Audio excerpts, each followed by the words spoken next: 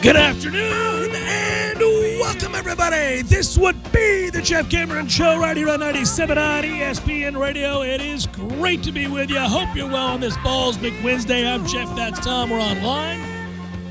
ESPNTallahassee.com. We're live on your radio. You can watch us on YouTube. Hello, YouTubers. You can email us. JCS at 97.ESPNradio.com. On Twitter, it's at J Cameron Show. All guests appear. Hey, I'm a P.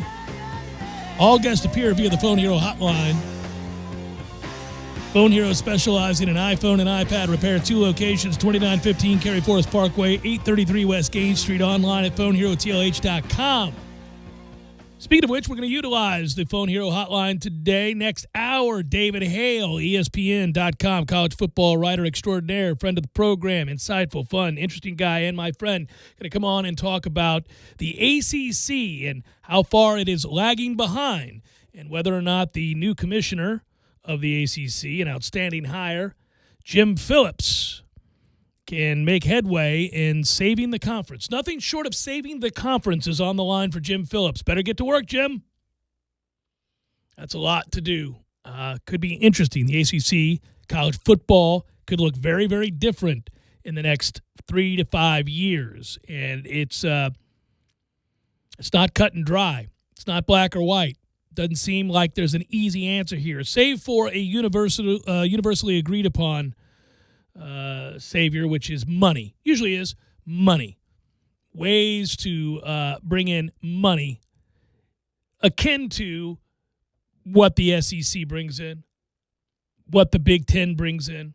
Right now, the ACC finds itself light years behind those two conferences, and here's the deal.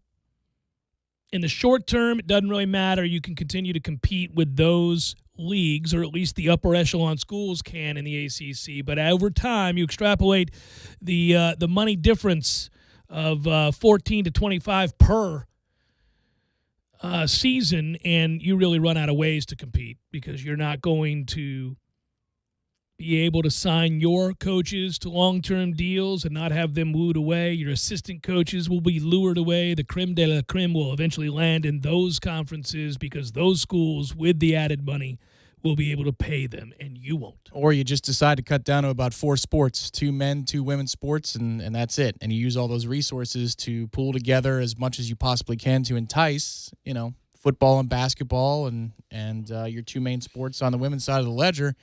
And that's no fun. I'm not saying Florida State would do that, but if you are another power school and or at least a team that was of note in the 90s or 2000s and you're trying to compete with the SEC and the Big Ten and you're not in either of those conferences, you could see where paring down your athletic department would be one of your options. Not a great one, but it is one.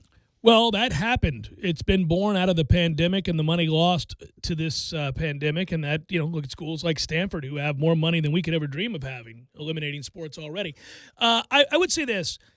I don't think that will be the answer. I do think something radical might, and that excites me, to sit back and to hear sooner rather than later that there are conversations happening behind closed doors that would pique the interest of every college football fan across this land. And I am, as you are, wanting to get more in tune with those conversations. You hear things, you hear the whispers, the rumors. They're just rumors right now, but they stem from what I believe to be real conversations happening by people who are in a desperate situation, and that usually spawns change.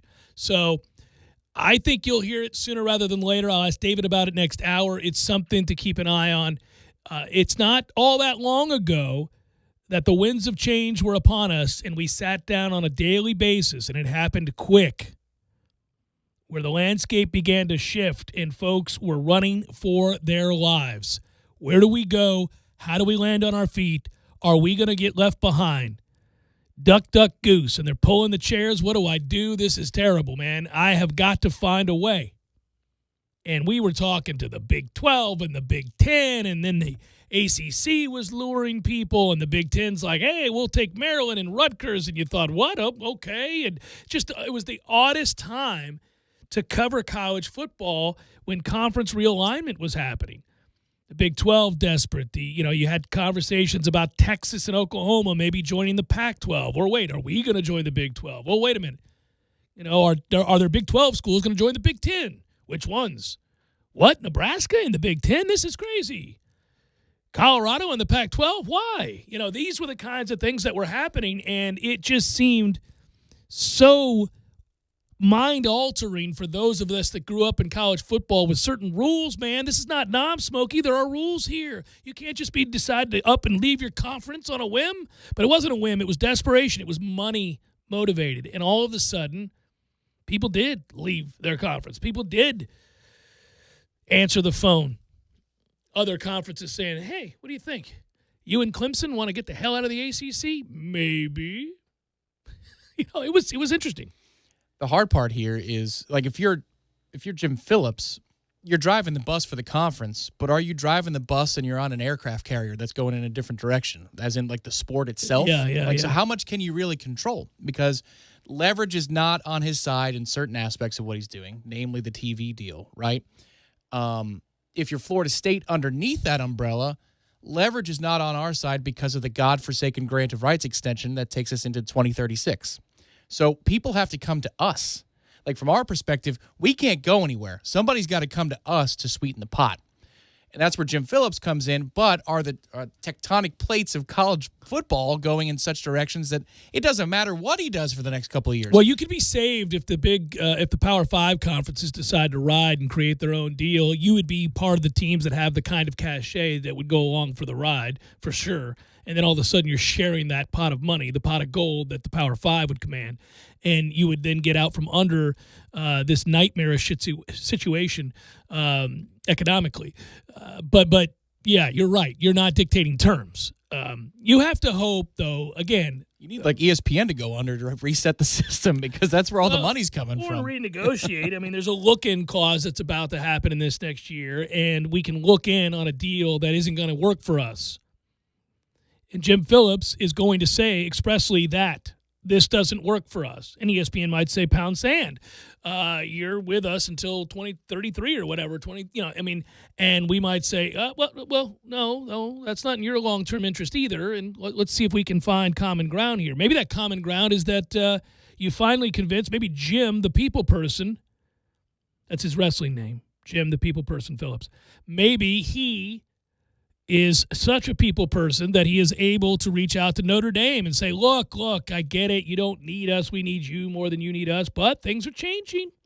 Might very well be that the playoffs are expanding and conference champions out of the Power 5 are receiving an automatic bid, and you may be left out in the cold to some degree. Maybe you need to join. It's about that time, a-holes.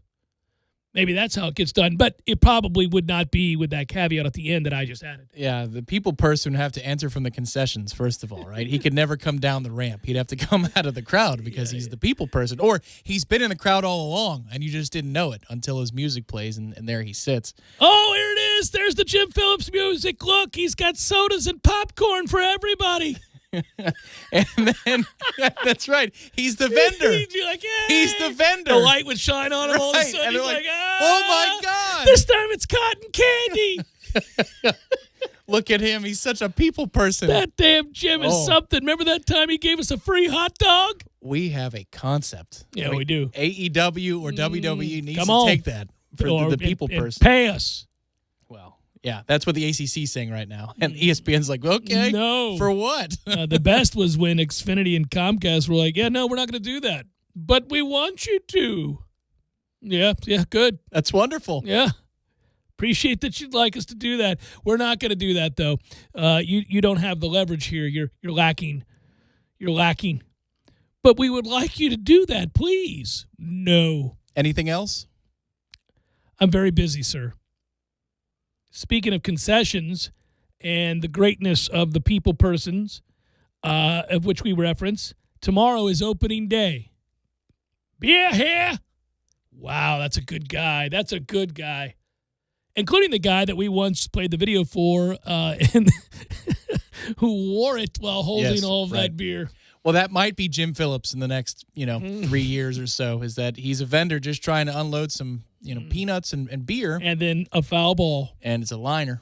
It's a liner down the left field line. Into the boys. Into the corner. Into the boys. That video is fantastic. baseball season's great for a lot of reasons, one of which is the amount of times people get hit, not devastatingly so, but get hit because they're not paying attention. Now, I never root for somebody who's just in an unfortunate set of circumstances, but if you're on your phone or looking down or turning and talking to a friend while the pitch is coming to the plate and you get hit, you get hit. Them's the breaks there. At this point, you got to be in the second level you really or can't in the get outfield hit. because now they have the nets down the lines. It's hard to get hit. You have to go out of your way to get hit now. You have to be out in left field. Somebody gets a dong. Well, that's correct. Yeah. And after that dong, you have an ole from the husband or Yeah. the Oh, boyfriend. those are my favorite. Yeah, they miss and pow. They're like, ooh, that's coming too fast. Bam. Yeah. Right in the rib cage. The famous picture of the bat right off that guy's grill. And he's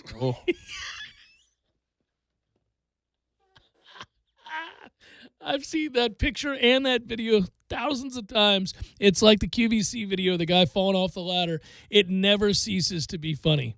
Or the woman stomping grapes and falling off the platform. That's a gross video, though. Oh, I can watch it over and over and over and over again. Which one? The woman? Yeah, the woman. Because you can hear her nose filling up with. Yeah, it's a fantastic video.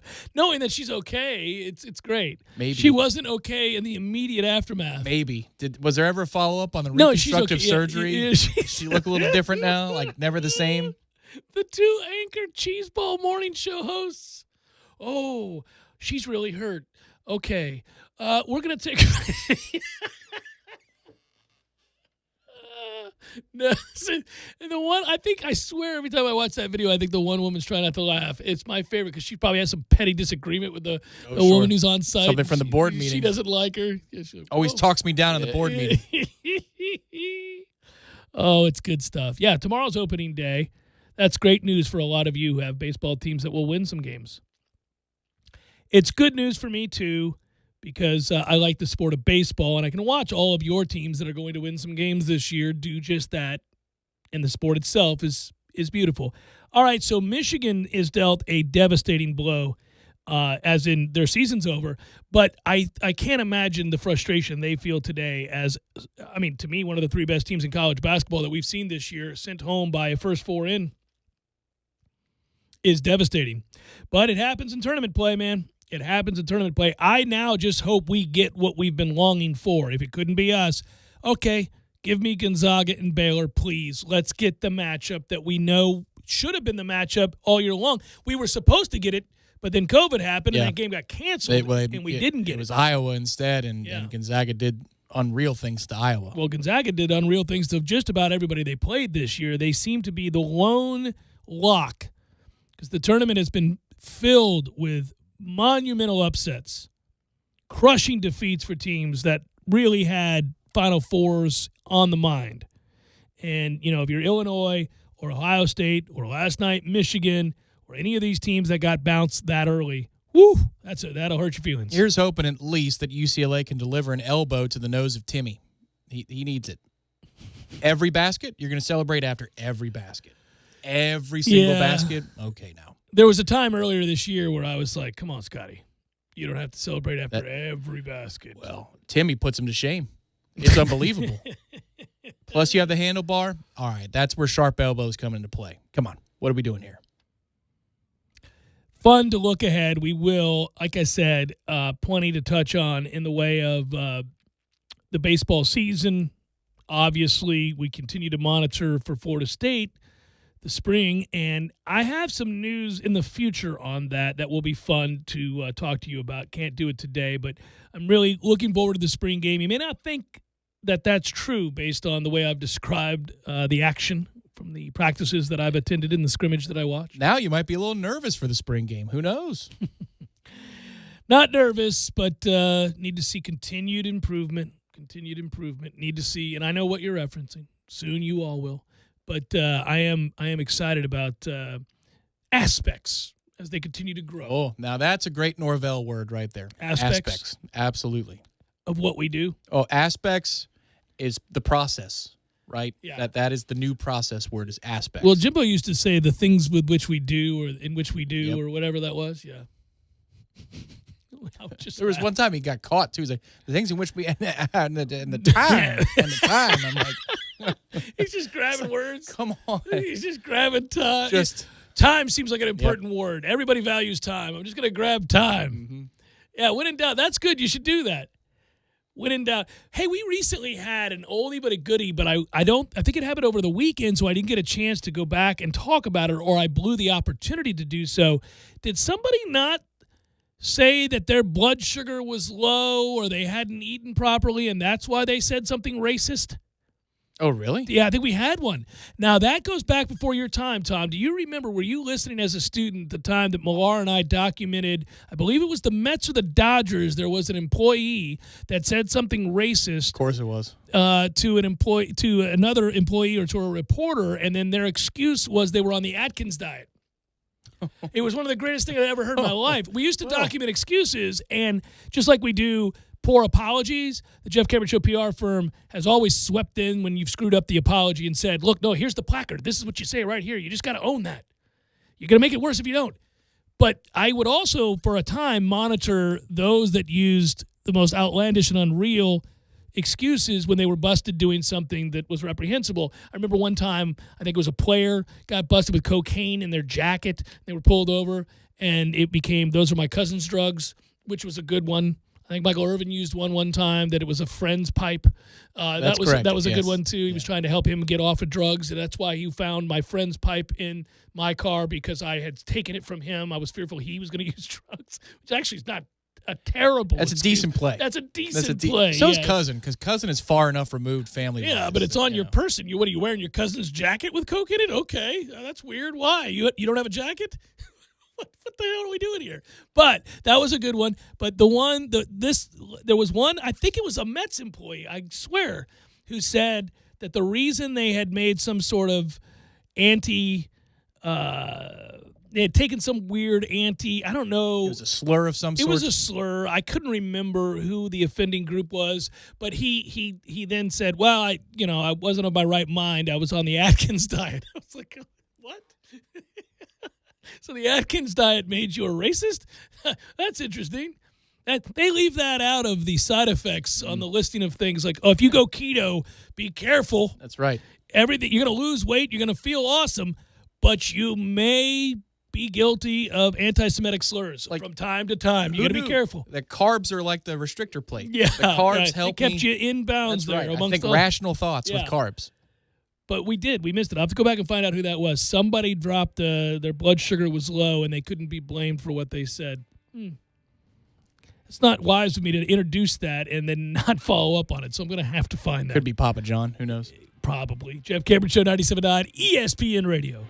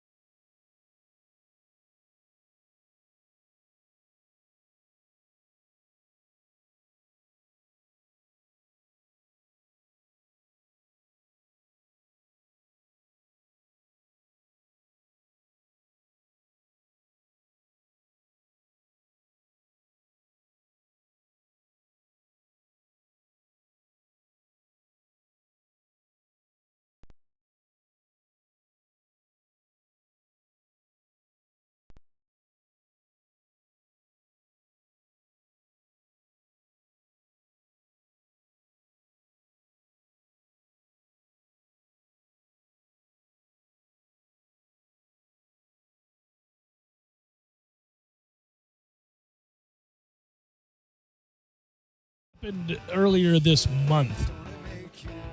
It was during a broadcast of a Oklahoma high school girls basketball game. Some dude named Matt Rowan, initially he claimed it wasn't him that made a racist comment during what he thought was a commercial break during the stream. They were streaming this game, and he made several racist comments. So he got Thom Brennaman. Yeah, and then after lying about it wasn't him, he later on said that his blood sugar, he had spiking blood sugar. He said, "I don't believe I would have made such horrible statements absent my blood sugar spiking. I do not believe I would have made such horrible statements absent my sugar spiking." He doubled down. And then he made the mistake, as he noted, that he didn't think listeners could hear him. Not that he was sorry for saying what he said, but that he was sorry that he thought that listeners couldn't hear him.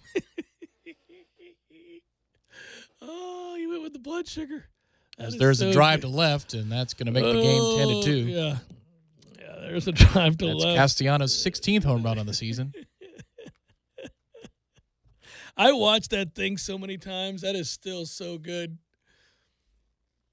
Because I remember laughing that he's in the midst of an apology and that the unfortunate timing of that dong happening, where I know he has to ignore that. But deep down, the announcer in him gets in the way of a reasonable apology. He has to document this home run. Well, as if we can't see it. Yeah, and the game's a blowout, so the home run is immaterial. But it tells you how sincere he is about the things he's having to say to grovel for his job. Oh, it's so good. It's so good. And there's a drive to left. That'll be a home run.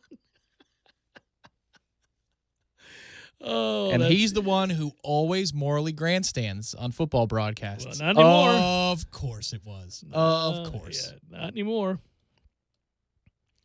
First opening day Major League Baseball that you can remember. Oh, dear. How about that? Oh, man. When did opening day become a really big deal to you as a fan of Major League Baseball? There are plenty of people right now who are like, still not. No, it is to me. Opening days of all sorts always excite me. It's more about a feeling and not even necessarily about a love of sports. So, for example, everybody has their favorite sports, but I actually don't mind opening days for sports I don't even watch.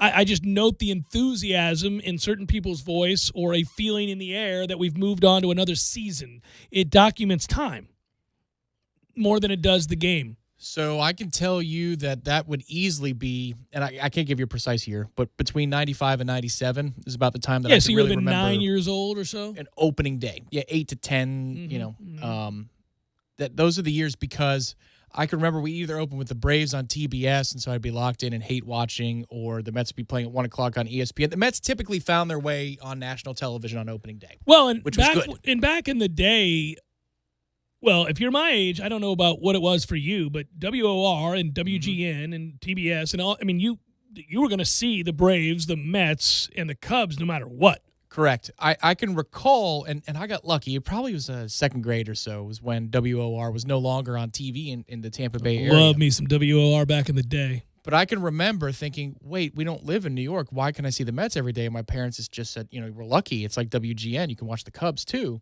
And I remember being a kid and flipping back and forth between WGN and WOR. It was the same game. It was kind of nuts. But that was never tied to opening day. Opening day was probably around third, fourth grade when it became a big deal.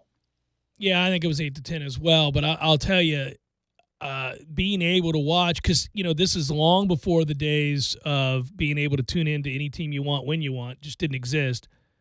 So as a Pirates fan, I knew I wasn't going to get to see them. I was going to have to follow them via box scores the whole year. Yeah. Unless, like at the end of the 70s when they were really good, they could be the Cubs opening day opponent or the Mets or whomever, yes. I think it's also fair to say that our experience was very different because I didn't have a major league team in my town, just like you didn't, until I was in fifth grade. That was the first time. And a lot of they gave excused absences that day in my school for going to the first game at the Trop. But since we didn't grow up there in the hometown of our number one team, I'll bet you people who did, that grew up in Atlanta or New York, Chicago, wherever, I'll bet you they remember opening day from kindergarten. Much better situation. Because they went. Yeah, if you grew up in Chicago or you grew up in New York City, you grew up in Atlanta, you grew up wherever, Houston, yeah, you probably, or as a Dodger fan out in L.A., you probably got that day off and have fond memories of going to the park with your dad or whatever it might be. That is absolutely true. I had to experience it from afar just as you did, but I can tell you that, and this is the funniest thing, and for the rest of my life, this will be the memory. It's the first thing that I think about when I think about opening day. We had 1065 54th Avenue South, St. Petersburg, Florida. Never forget it. This was a small house we lived in when I was really young, and it was by my eventual high school, Lakewood High School, which is on 54th Avenue South. But we had a one-piece couch, this kind of, it would be like a wraparound couch, and what you had was like a four-piece in the middle that were movable that would allow you to, if you wanted to lay on it and spread your legs out, you could, or you could be on the wraparound part where it could seat a lot of people. But it was one of those big 70s type couches, right? For whatever reason, the way it's set up in that living room with the television, there was enough space where I could take an old catcher's mitt from the garage, and I used to do this. I would take an old catcher's mitt, and I would prop it up in the corner of the couch where the corner of the couch met the corner of the room. So you had a wall behind it, and then the cushions of the couch, and this well-worn catcher's mitt that I think was either from the Mets from spring training given to us as kids at Al Ang. My stepdad had it passed down to him, and we would put it in the corner, and I would either grab one of those, I think the ubiquitous, I think everybody had, remember that pink rubber ball that everybody had? Spalding ball. Yeah, you could, and I would, because it's slightly smaller than a baseball, you could really grip it as a little kid, and I'd stand far enough away, and for every pitch that I watched on WOR or WGN or the Braves, whoever it was I was choosing to watch in the moment, I would pitch along to that mitt. And I would call the game. So I would pretend to be the announcer. So I'd put the game on silent, mute, and turn it sound all the way down. And I would watch the pitcher set up, and then I would set up. And I would call whatever the score was, whatever the count was. And then I had rules for what was a strike, what was a ball. And if somebody got a hit, then, I had to try to factor that into my broadcast. So if I saw somebody double, I would pretend that I gave up the double, and then I had to pitch my way out of it. And then I had certain rules. So the rule was I didn't have to continue to follow along with the action on the TV anymore once I got put into a dicey situation. So in my imagination now, the play was I have to strike this person out. And the only way I could strike him out is to hit the center of the mitt 3 times before I missed it for a walk. And in my mind, those strikeouts were big moments, Tom. I got out of the inning. Now, the Cubs may not get out of this inning, but I got us out of the inning because I was the Pirates. And I would hold a glove to my face and smell the glove and set up, just like the pitchers would set up. I would pretend that I was John Candelaria or Mike Bibby, somebody like that, or Kenta Colby at the end of games. I'd throw underhanded, submarine style, because that's what he did. And that made it a lot harder because I couldn't do that. But all of that, Rick Rhoden would come in to close. I would do that forever. And I'd play a whole game, 9 innings. And I would do that not only on opening day, but I would do that every day I came home from school. Well, there's no internet, no computers. You had to keep yourself busy somehow. That's you worry that imagination's going away. Yeah, I experienced many similar things. That, for me, it was the basketball on the back of the door. But what was interesting, it's just the kids' experience now, and you could probably speak to this better than I. And maybe it's that the internet and video games have taken love of sport away a little bit, but. So hockey was the first sport where I loved a local team, and that was the Lightning. And then the NBA was the first sport that I knew other rosters. First sport. It's easier. There's less players on the roster, right? Fewer players, so it's easier to – and the Bulls are always on. And in those days, you had 8 teams where you just knew the top 3 players. They were all good.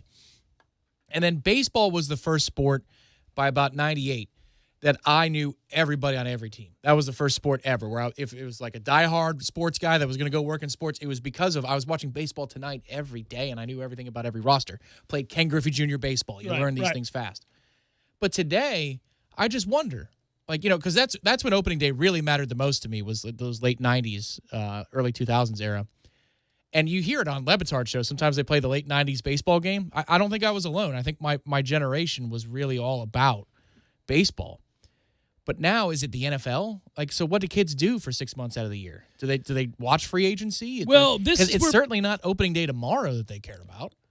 Baseball's gotten hurt by all of the advancements, technologically speaking, and then, of course, the rise in popularity of football and basketball and even hockey and other sports to begin with. There are far more options. It is no longer the sacred pastime of American sport. It's gotten really hurt by that because you did have to you had to dive into baseball. It saved you over a summer. It was the only thing that you could really get into. I mean, that was – and also – I think back to a game like Micro League Baseball. So that game, that was on the Commodore 64. It came out in 1983, 84. My brother John would come to town. He's my stepbrother, and so he didn't always live with us. So he would come oftentimes, stay weeks at a time for the summer. We would go upstairs and play Micro League Baseball, these really antiquated graphics, and you couldn't actually play the game. You had rosters and you had to pick and choose certain decisions, but then you had to watch the pitch and the hit to see.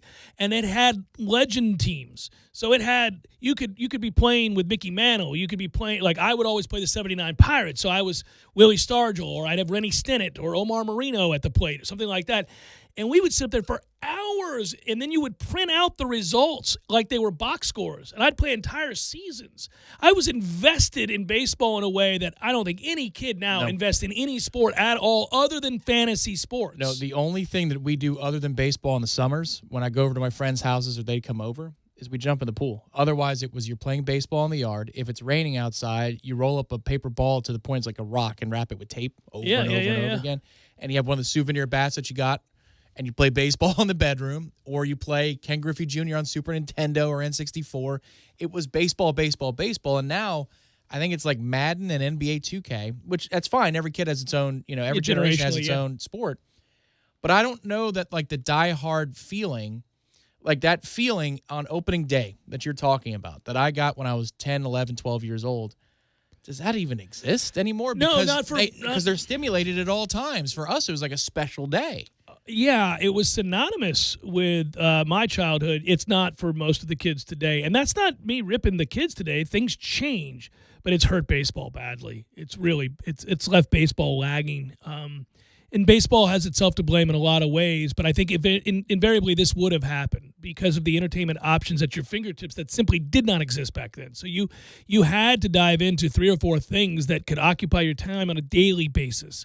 Baseball did that better than any sport because it's so long. No other sport plays out over 162 games. Well, even basketball, which is a marathon NBA season, is 82, so it's not even close. Yeah, and we got lucky. My generation got lucky because you had the home run chase in 98.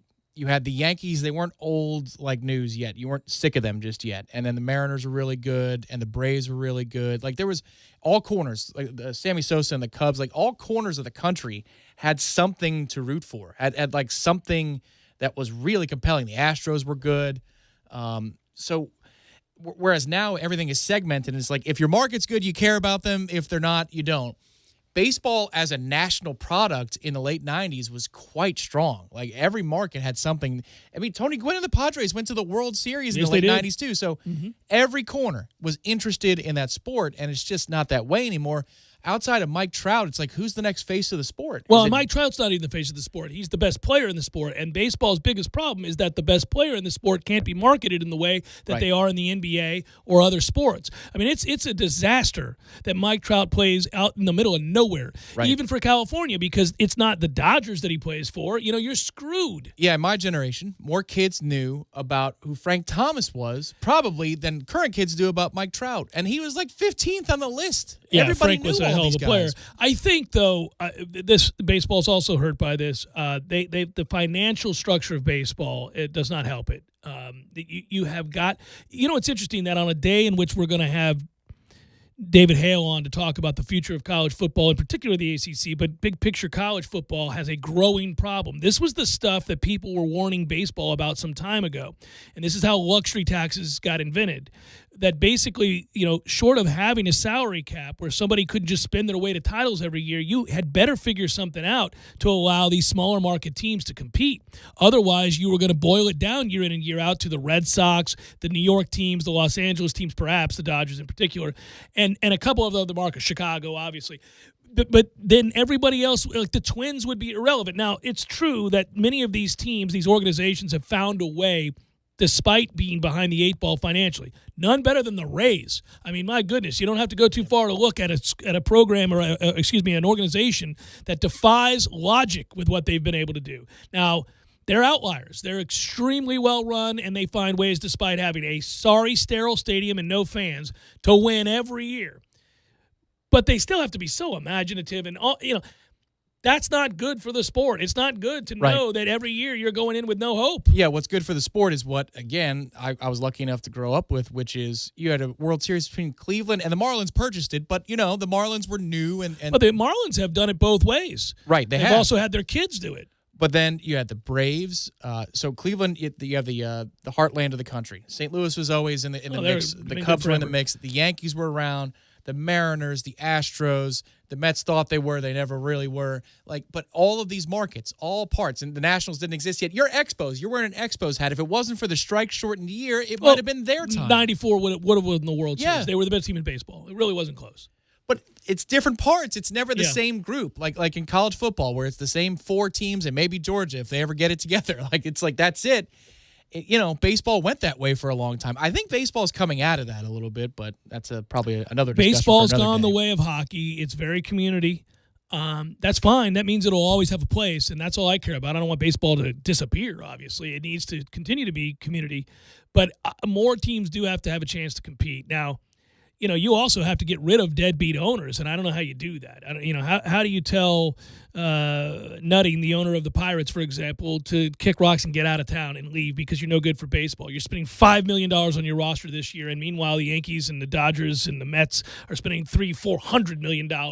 You're not giving your team any chance to compete at all, and you don't even care because you're making money either way, and you're not incentivized to care enough to spend and try to win. So I don't know the answer. It's a very complicated situation, not unlike, and this is why I brought it up, that when David Hale joins us to talk about the ACC situation, but it's a bigger discussion than the ACC. That's the one that most immediately affects us as Noles. But really, college football has a problem because it can't be every year that we're watching Alabama, Ohio State, Clemson, and maybe Oklahoma, and that's it. That's not good for college football at all. Oh, we're all stuck. So the football roster is stuck at mediocrity right now, trying to get out of it. The program itself is stuck in the grant of rights. The ACC is stuck in a bad television deal. The sport is stuck with an oligarchy. Yeah.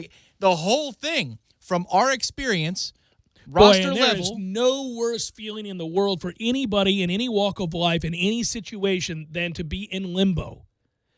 You can handle, if there's certainty, obstacles, because then you can be innovative in ways to tackle those obstacles or get around them.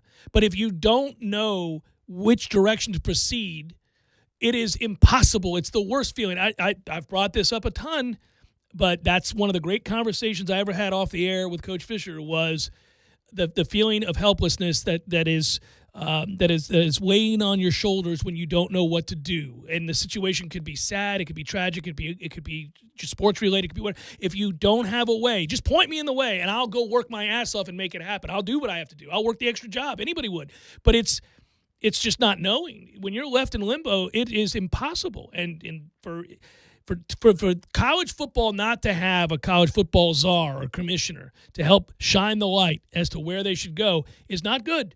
It's not a good situation that college football finds itself in, at least in the case of the new commissioner of the ACC, Jim Phillips. You do have an opportunity at least to watch this guy work, and he is universally acclaimed as the right guy. It's just whether or not he can overcome the obstacles. Right. Yes, another Jimboism, which he borrowed heavily from Nick Saban, is control what you can control. Well, how much can Jim Phillips really control? Well, that starts with renegotiating the deal. What leverage can you garner in order to renegotiate the deal? Notre Dame, if any, Texas, Oklahoma. I think you could rip that damn deal up if you had that. Go west, Jim Phillips. Go west. That would not to Notre Dame, not to that dump.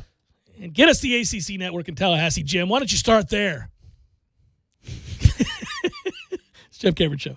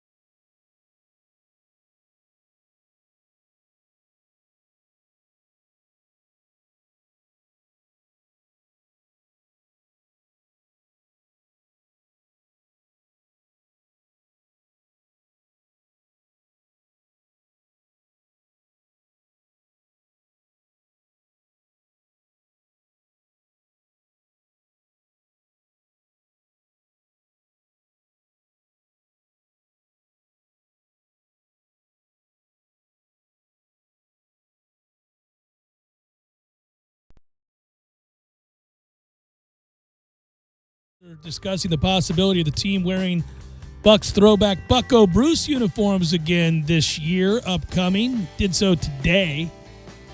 Of course, the Bucs retired the creamsicles back in 96, went to the red and pewter, won the Super Bowl in 02, introduced a new logo, of course, in 97.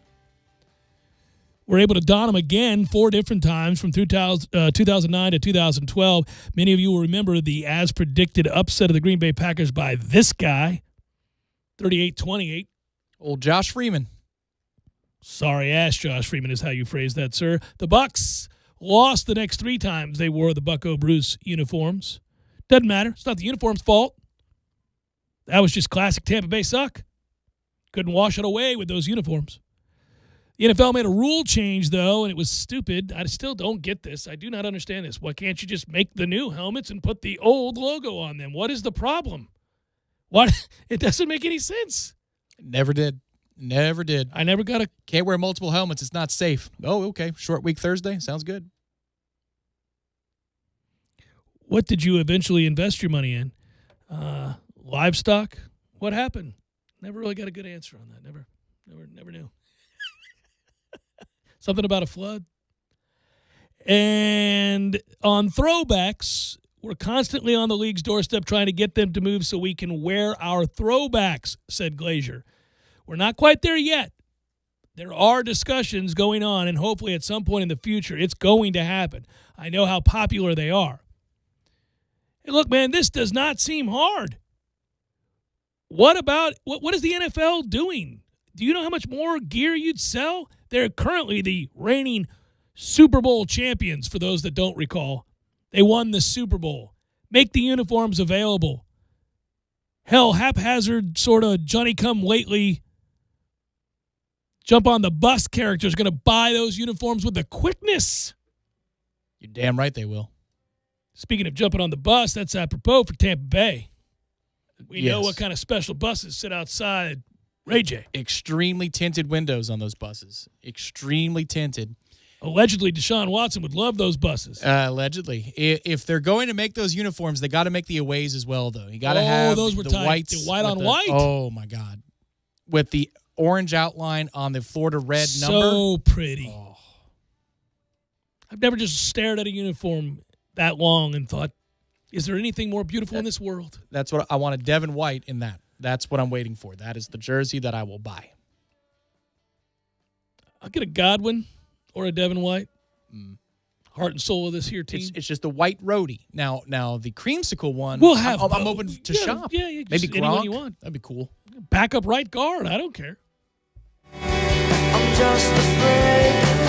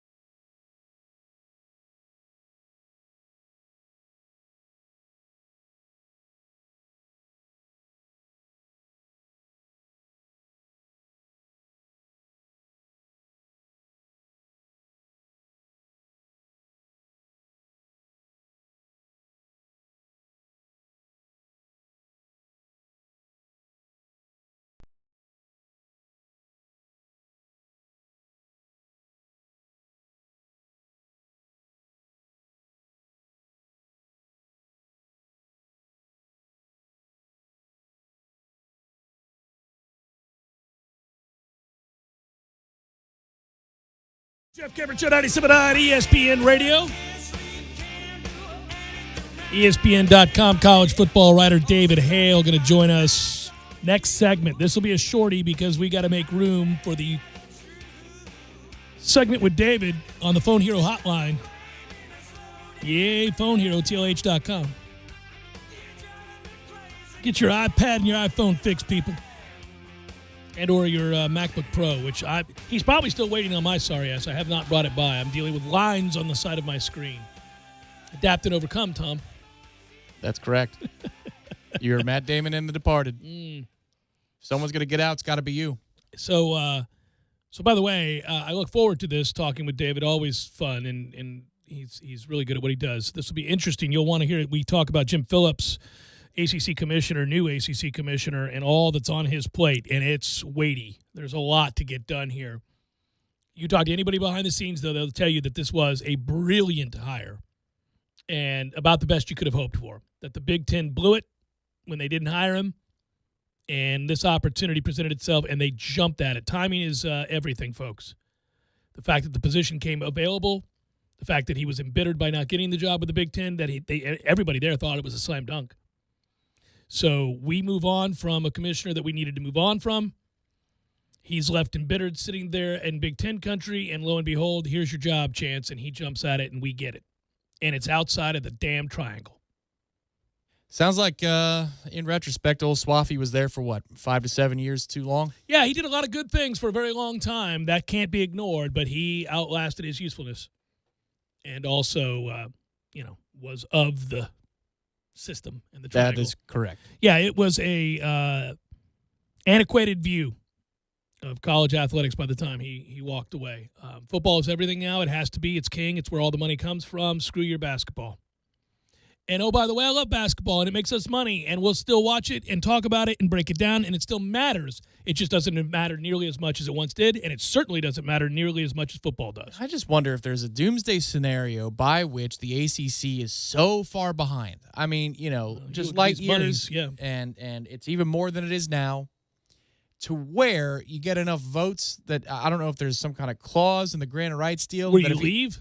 There's enough votes that say you don't owe any dollars. If like 7-member institutions or 10-member institutions are like, yeah, this ain't going to work, then the ACC ceases to exist. And my question internally would be, am I rooting more for that scenario or for Jim Phillips to do humans work over the next 5 years to put us in a position to be, at least relatively competitive financially with the other conferences? Which one would be better for Florida State for the next 20 years? Well, I will certainly ask David a bunch of questions that might have to do with what is the ACC going to look like in 2036 or 2025 or, we got to get to where does it exist, okay? I mean, I'm not going to ask that question specifically, but you look at these different contracts. The ACC's deal, the current contract that they have, isn't up until 2036. They can't live like this until 2036. That's not going to get it done. 100%. So either way, I don't care what year you want to slap on it. Next year. But you got to figure out that something can't stay this way, and a lot has to change by the time. You can never see the end of this contract as it is currently constructed. You can never see the end of it. This has to be torn up. This has to be Jim Phillips walking in saying, you can just go ahead and throw that piece of crap in the trash because we're not doing this.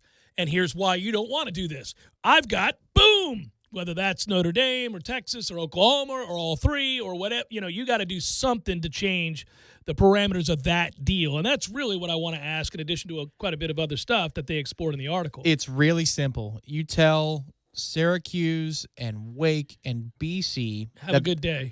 They can make the same as they're making now, right? So you're going to get you could book it. Book it for the next 10 years. If it's 27, you're clearing 27, and you're welcome.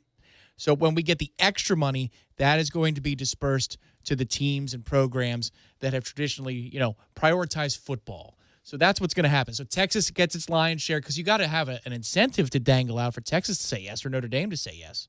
And it's got to be cash. Well, you also can get helped out here just by the rules. If we're expanding the playoffs and they decide automatic bids come from conference winners and Notre Dame doesn't belong to a conference, again, all of a sudden they have incentive to listen to you. They may want to talk to you. And Jim's got good relationships with people at Notre Dame specifically. That's correct. And I agree with you. because the motivation would have to be about prestige. It's not about money. They don't need it. No, they've got They're more not money than they'll motivated ever. by money. Well, it's the same thing for Stanford and Harvard and schools like that. They'll never be motivated by money. It has to be something else in addition to the money. I mean, money can't just dry up. But yes, and we'll see. I mean, that's a very distinct possibility. Notre Dame people are aware of that. I mean, Notre Dame was a little bit desperate this year. Now, a lot of people within this conference thought we could have used that desperation to our advantage. I don't think so. I don't agree. It's not as cut and dry as the people who make that argument seem to think it is. But I do believe you could have done more than you did. Yeah, maybe you sweeten the pot. Maybe that if you believe we live in a world where things are appreciated a few years down the road, to that degree, well, I guess the problem was from the ACC's perspective, and typically I'll pile on all things ACC and Notre Dame because I love to, but from the ACC's perspective, you've got to offset the loss as much as you possibly can, and bringing Notre Dame in this year helps offset the loss of the revenue. So no, you gain something from it. Right. It wasn't all one-sided. Yes, yeah. It's not like we didn't gain anything. That's correct, because we took all their NBC money, which is an extra $1 million a year for all the schools, plus you're able to say to ESPN, we're going to give you 10 conference games if we can play them all, and Notre Dame's in that rotation. So. And you got the extra money for the playoff appearance for 2 teams. Right, So, right. You did well. I mean, you really did. You got something out of it. David Hale will join us momentarily. ESPN.com college football writer, illuminate even more on this subject. It is a pressing subject. It's one that's on the minds of many, certainly Florida State fans, but all of the ACC as well. Bringing to the folks, Snoop Doggy Dogg and Dr. Dre is at the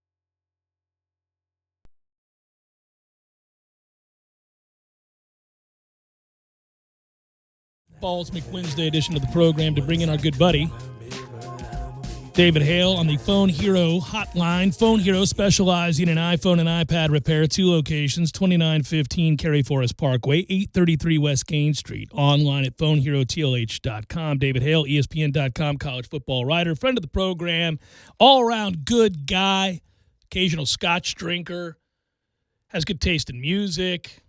What's up, buddy? How are you?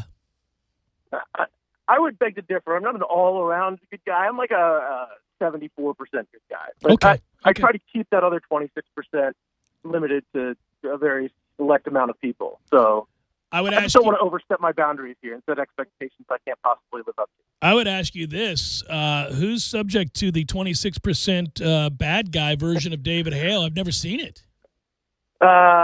Yeah, well, my colleague Andrea Adelson probably hears the worst of it. Occasionally my dog, I got you.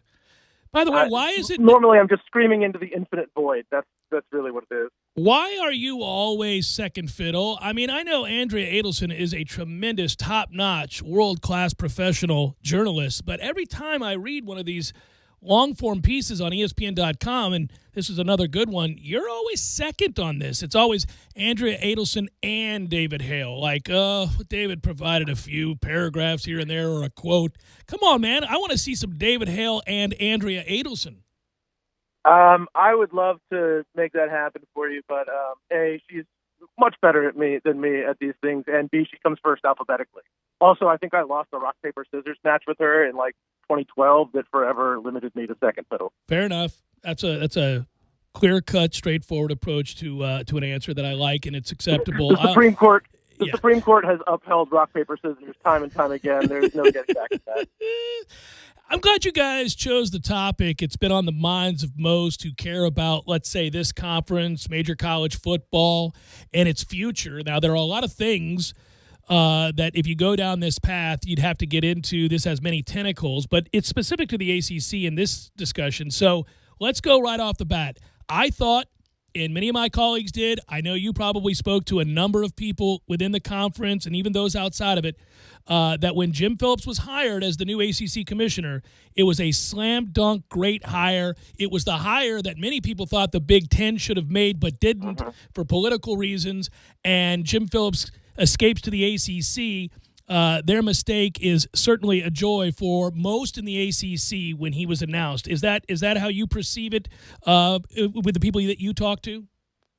Absolutely. Yeah. I mean, I don't know that there was a more qualified candidate out there. I think that bringing in somebody from outside the ACC was actually probably a necessary and good thing. I think definitively bringing in somebody from outside the Triangle area was a needed and good thing. I think bringing in somebody who understands the inner workings of what is by far the most profitable league, which is the Big Ten, in terms of TV revenue and conference payout, and somebody who also, at Northwestern, Northwestern has had some real football success, and doing it on a real budget, but one that is not at a traditional, what Northwestern is, a high academic school in an urban environment, mirrors a lot of the challenges that schools like Pitt or Syracuse or Boston College or Georgia Tech face in the ACC. So I think he is the perfect fit. And I did not hear from a single person who would argue otherwise, many of whom had long relationships with him from past experience. John Curry at Wake Forest, who worked pretty closely with Jim Phillips over the years in Big Ten times, just speak ravingly of him. So, yeah, I think it was a great hire. The one bit of baggage that I think that comes with Jim Phillips that I think he's done a really good job of addressing early on is he was sort of at the forefront of the Northwestern unionization push back in 2015, 2016. And given all that's going on with athlete empowerment and NIL and all of that stuff now, I think there were some very fair questions to him about what you learn from that experience as your position evolves and all of that. I think he's handled that pretty well. I mean, look, I don't think any commissioner is going to come out today and say, let's start paying players. Let's let them unionize. That's not going to happen. But he has been very, very open about the need to modernize the model of college football. And so at this point, he's the right guy. I just wonder how many, as we get into in this story, how many of the problems that are out there for him to fix are fixable by one guy. I was going to go down that road. I won't skip that far ahead just yet. I will say this for our listeners' sake, and I know you know this, but given more background for Jim Phillips, Northwestern, as you correctly noted, has actually had some legitimate football success most recently. And he was the guy, if I'm not mistaken, David, that kind of spearheaded that vision for the athletic department, in particular that facility, which is absolutely stunning. And he had to bring about the ability to get the donations at a place where academics comes first and always has. If you can convince those folks to do that, now you just got to extrapolate that out and find a way to get those in the triangle who've always been committed more to basketball than football to understand the long-term vision here is that this conference has to be led by football. It can no longer be led by basketball, and get them to change their mindsets. He's had to win over people who you wouldn't think it would be easy to win over in the past, even at a place like Northwestern. So that's a good backdrop to look at as well, right?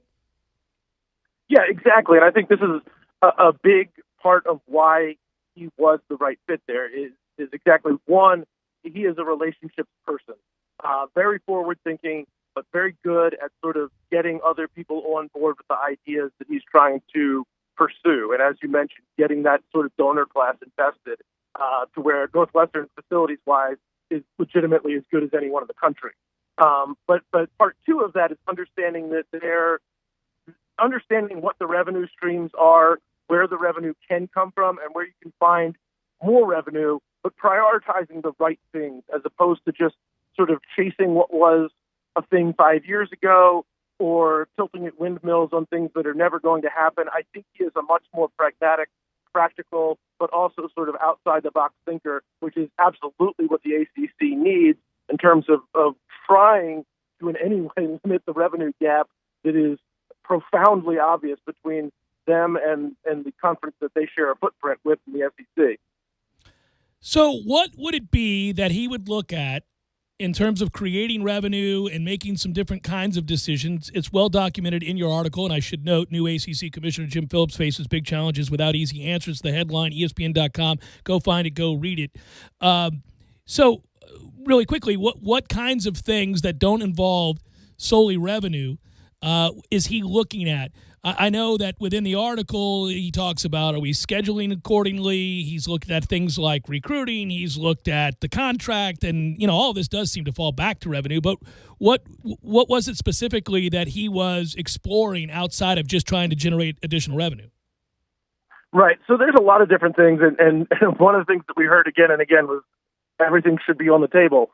And I think that in and of itself is a starting point because too often the ACC has sort of been at battle against itself. And I mean, look, the folks down in Tallahassee know this well, that the football programs like Clemson and Florida State are constantly at odds with the more traditional basketball programs who don't necessarily want to modernize how they want to do things in order to placate football. But football's where the money comes from. So step one is getting people to get on board with prioritizing football. And at the end of the day, you can be as good at various revenue streams and building business and creating relationships, but if you don't have a good product to sell, it's hard to sell it. And that's where the ACC is right now. So step one is they've got to figure out ways to improve the product on the field. Again, he mentioned, and there has been discussion among the other ADs, that maybe they should learn some valuable lessons from this past year in that, number one, maybe we don't need divisions. We got 3 teams in the New Year's Six, including 2 playoff teams this year, which granted one of them won't be in the league again in 2021. But, if we were under the old conditions of divisions and let's say Notre Dame had been in the Atlantic, Clemson would not have made the playoff last year. They wouldn't have had an opportunity to do it because the regular season game against Notre Dame would have been the only thing that mattered. Mixing divisions both allows for the greater opportunity for multiple playoff teams and kind of gets rid of some of the, let's say, less than interesting intra-divisional matchups and allows you to sort of maximize your supply of good games for TV, which is a big part of it. All of this is sort of driving towards how do we get TV to want to give us more money. I think playing more conference games has, again, been a big sticking point. And I get where teams like Florida State are frustrated with the idea of a 9-game or more schedule because they have that Florida game. They have the game. Yeah, they have the one game that's being played a rivalry game against Florida every year, and 3 other ACC teams have a similar situation.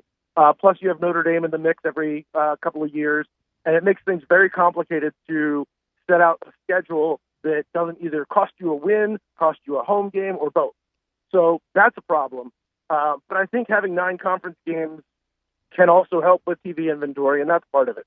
But beyond that, they need to be looking, the ACC network, and I got to be a little bit careful about what I say about it, I guess, but the ACC network was so responsive to a thing that the Big Ten and SEC were already doing well in a landscape in which, media consumption has changed a lot. So I think where Jim Phillips will be smart in investing is ways outside of traditional linear television to engage audiences and find revenue streams. So whether that is through social media platforms, through streaming services, or just, one of the biggest things they can do in the short term is finally getting a deal with Comcast to get the ACC network on more TVs.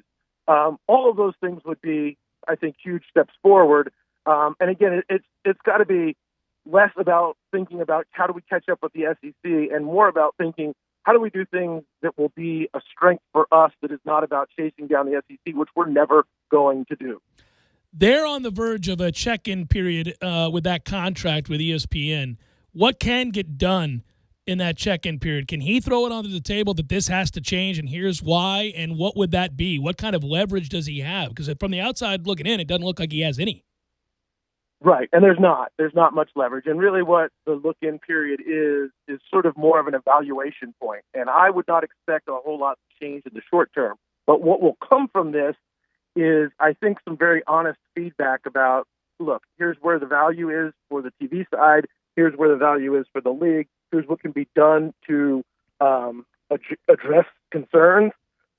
It's more sort of, I would describe it as less of an opportunity to negotiate and more of an opportunity to sort of define the terms of what future negotiations are going to be about. And that's not a bad thing. I think it gives the league an opportunity to say, all right, where are we and where do we need to be, and then gives them a little runway to get there. So I would not expect that this look-in window is going to dramatically alter the state of the ACC for 2021 or 2022. But what we also have to be thinking about is in the not-too-distant future, we're going to have playoff contracts coming up and potentially a change to what the playoff landscape looks like. The Pac-12 is looking for a different commissioner now and is dealing with their own problems with TV. The Big 12 Longhorn Network, we don't know what's going to happen with that. They've got their own TV contract coming up. There's a lot of other moving pieces within college football at the moment, and so the ACC's best thing to invest in today for the short term is to make sure that they are well positioned when those pieces start moving again. And say what you will about John Swofford, in some ways he saves the league by being in a position to make some moves when those pieces started moving the last time around. I think the ACC has an opportunity to be even better positioned this time around. Talking with David Hale, ESPN.com college football writer. David, this is cool because it gets me to the bigger topic that everybody likes, which is, will we have another free-for-all like that? I mean, if you talk about a desperate Big 12 and then the idea that the ACC is in a desperation mode, that usually, well, it's the mother of invention, right? Necessity. So will they then, at any point, do you think, contact a Texas and an Oklahoma or something akin to that? I was surprised at how often the word Texas came up in my conversations. I think a lot of the folks are being realistic about, look, how do we close this revenue gap? How do we make do something more than just sort of a drop of water in the ocean type of decision? And the answers to that are one of two things, Notre Dame or Texas, or both. I am still very reluctant to say that Notre Dame is going to make any large-scale changes to its model in the short term. Now, if, let's say, the playoff picture changes to where conference winners get an automatic berth, right, that might be the incentive Notre Dame needs to join. And, then there's still the question of, yes, Notre Dame is technically obligated to the ACC, but we all know that there's always an out. And if the difference in money for joining the ACC versus joining, say, the Big Ten is so dramatic, I'm sure the lawyers could work out their way for the Notre Dame to land where it wants to land. So, again, some of the complaints that we heard in doing some of the reporting on this was just the lack of leverage that John Swofford utilized in trying to push Notre Dame further and further into its relationship with the ACC. That would help, though. If they could get Notre Dame on, that would help. The bigger question is what happens with Texas and Oklahoma, and I think that will be a question that is ubiquitous, not just in the ACC, but Pac-12's got some big problems of its own. Well, I love this. You're setting up a tug of war. And if you are a swing for the fences kind of guy, realizing that we can't just make a drop in the bucket, this has to be a really forward-thinking, aggressive move from Jim Phillips. Yes, he's going to keep it close to the vest. He's not going to tell David Hale, Andrea Adelson, or anybody else, we're going to put a call into Texas and Oklahoma and see if we can't swing a monster of a deal and renegotiate with ESPN. I mean, he's not going to say that right away, but I think those of us sitting back from afar thinking about the future of the ACC, the only way you see survival is to get Notre Dame or Texas or Oklahoma or all of them, and then you've got a monster of a conference. However unrealistic that may seem, I do feel like that's an effort that could be made in earnest, and it's cool that came up a lot in your reporting. Not that you wrote that, but that those names, those schools came up a lot. Did you agree with the coach in the article? I'm paraphrasing here, who said basically he thought the ACC had the perfect ultimatum with Notre Dame last year. I'm not so sure that's true, but I'm sure you heard that sentiment from more than one person. Did you agree with that? I think that was probably overstating. And there's coaches in the league who are very displeased with the sort of deal that Notre Dame has, which is essentially give Notre Dame everything they want, and we don't get a whole lot out of it. I would argue the ACC does get something out of it, and did certainly get something out of having Notre Dame involved this past year. I honestly think if John Swofford had said, come on full-time or you can't play with us in 2020, that Notre Dame would have said, all right, see you later, we'll figure something else out, and would have been just fine.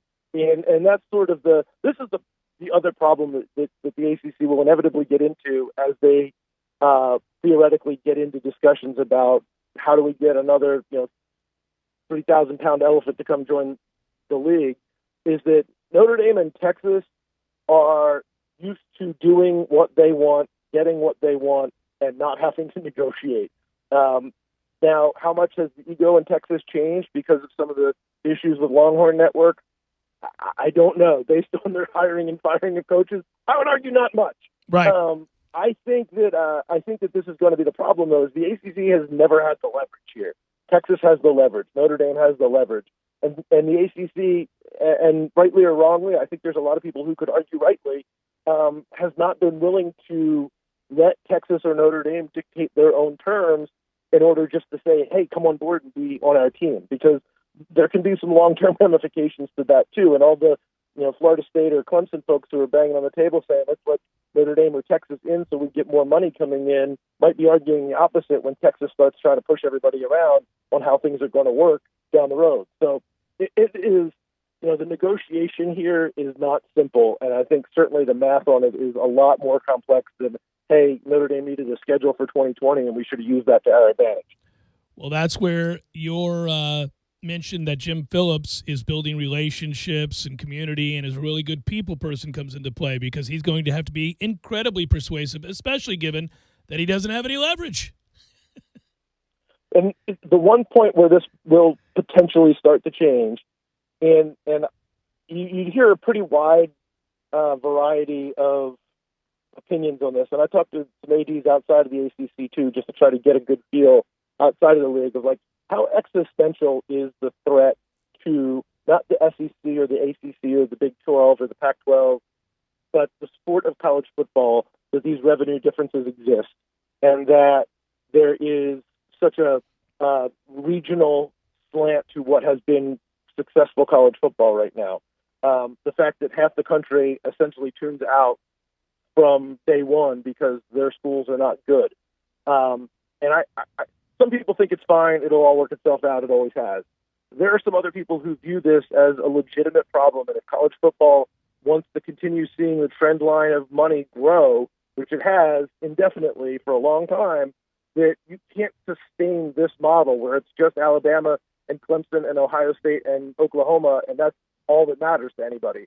There has to be a more unified vision.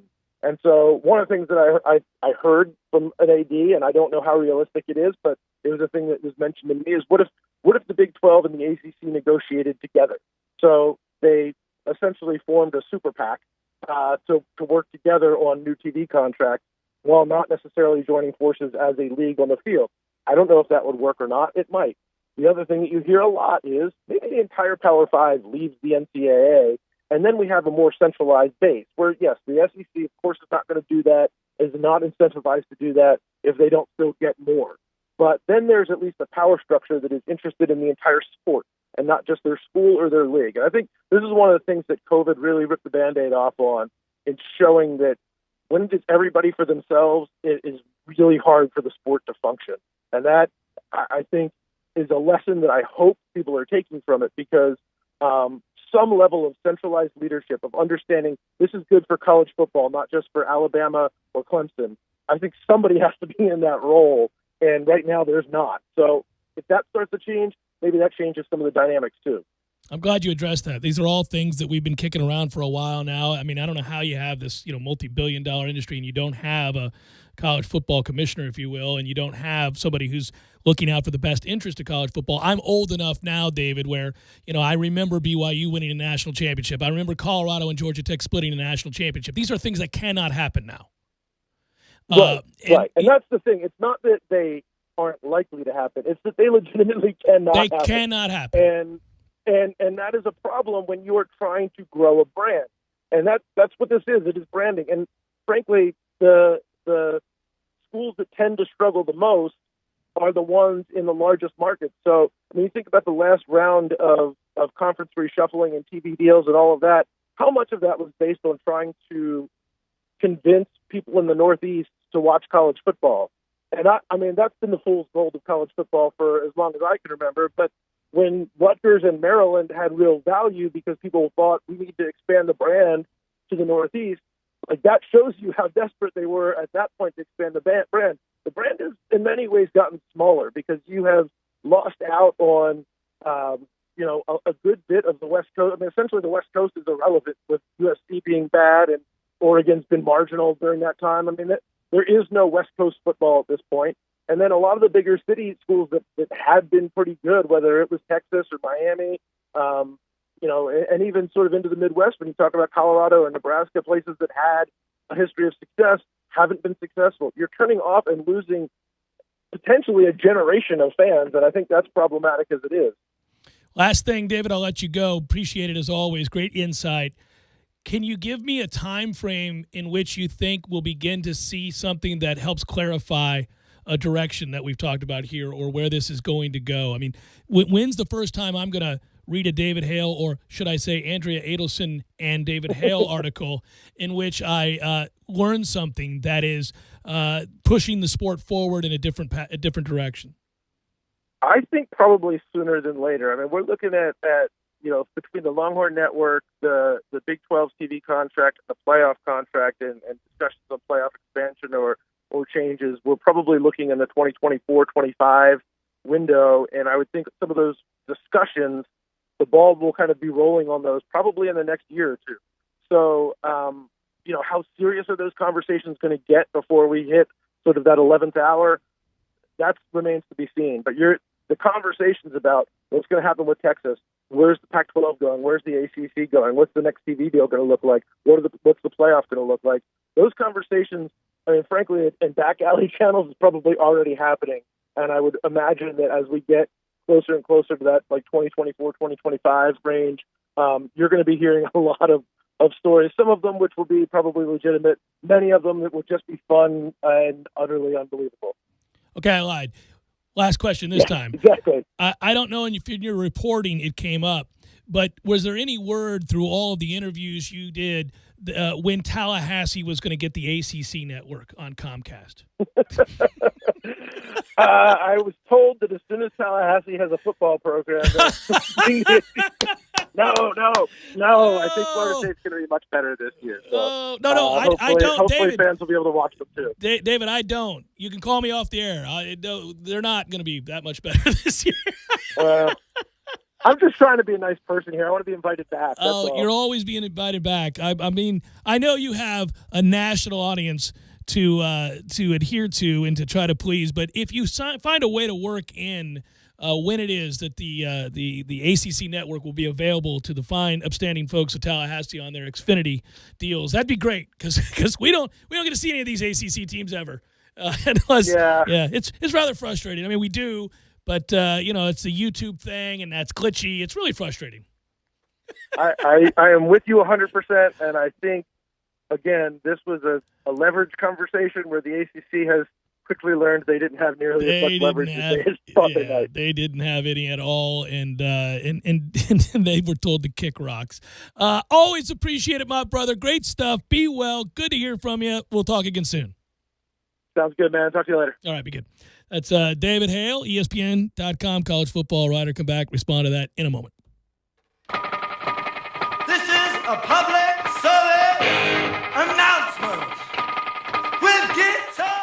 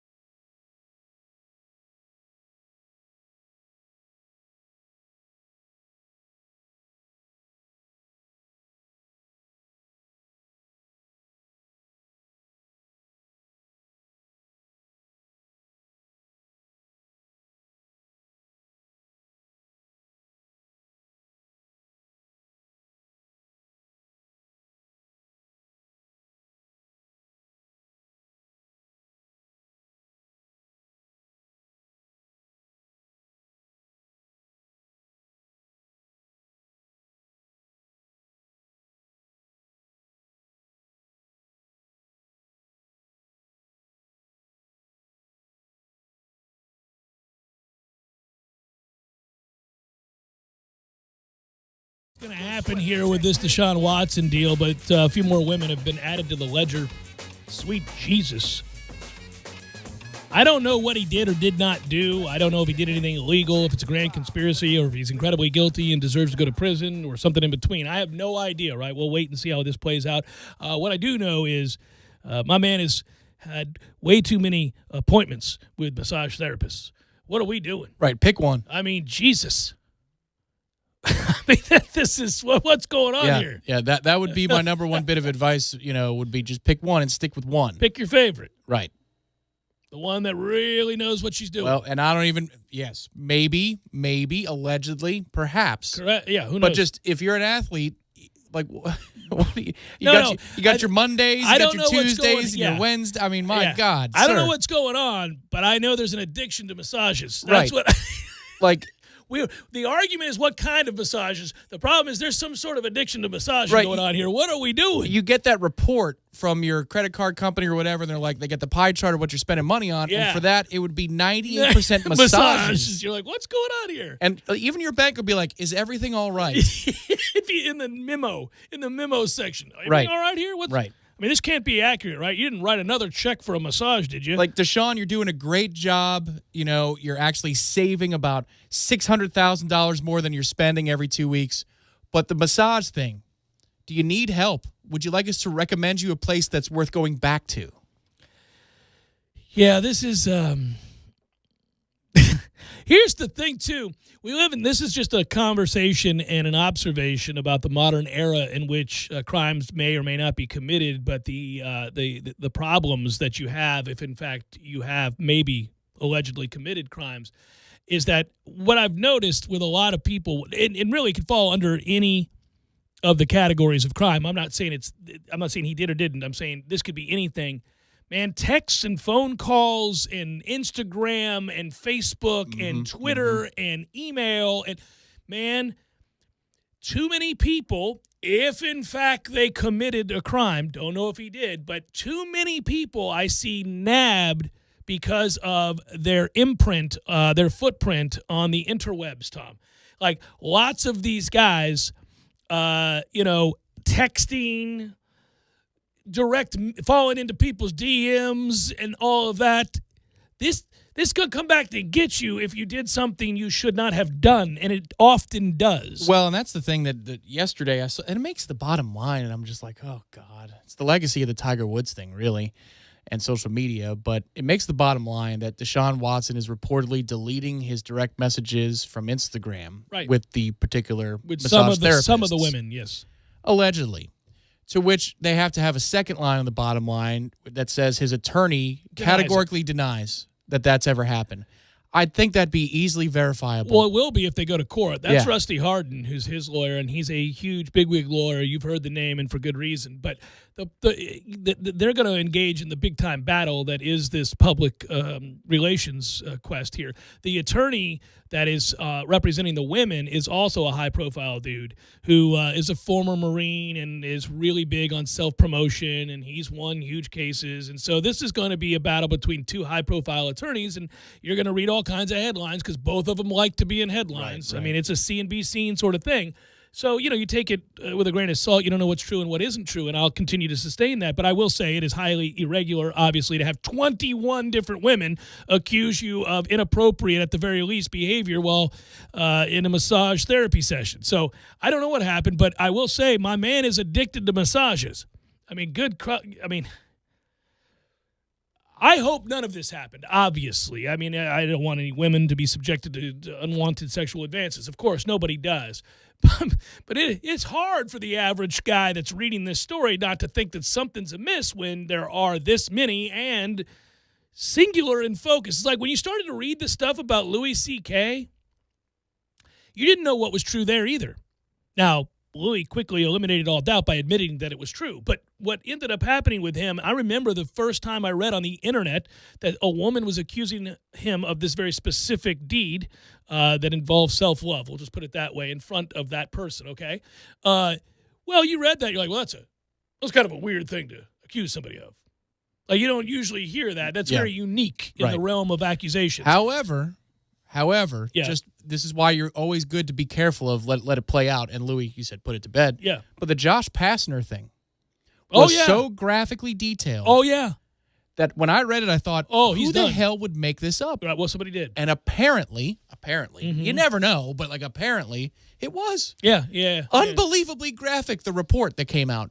Disgusting. Yeah. You're like, nobody would make this up. Well, but the problem, okay, so that was one person, right? Correct. Yeah. Correct. Yeah. So here's the thing. You can believe one person can make up anything, good or bad or whatever. You can make that up.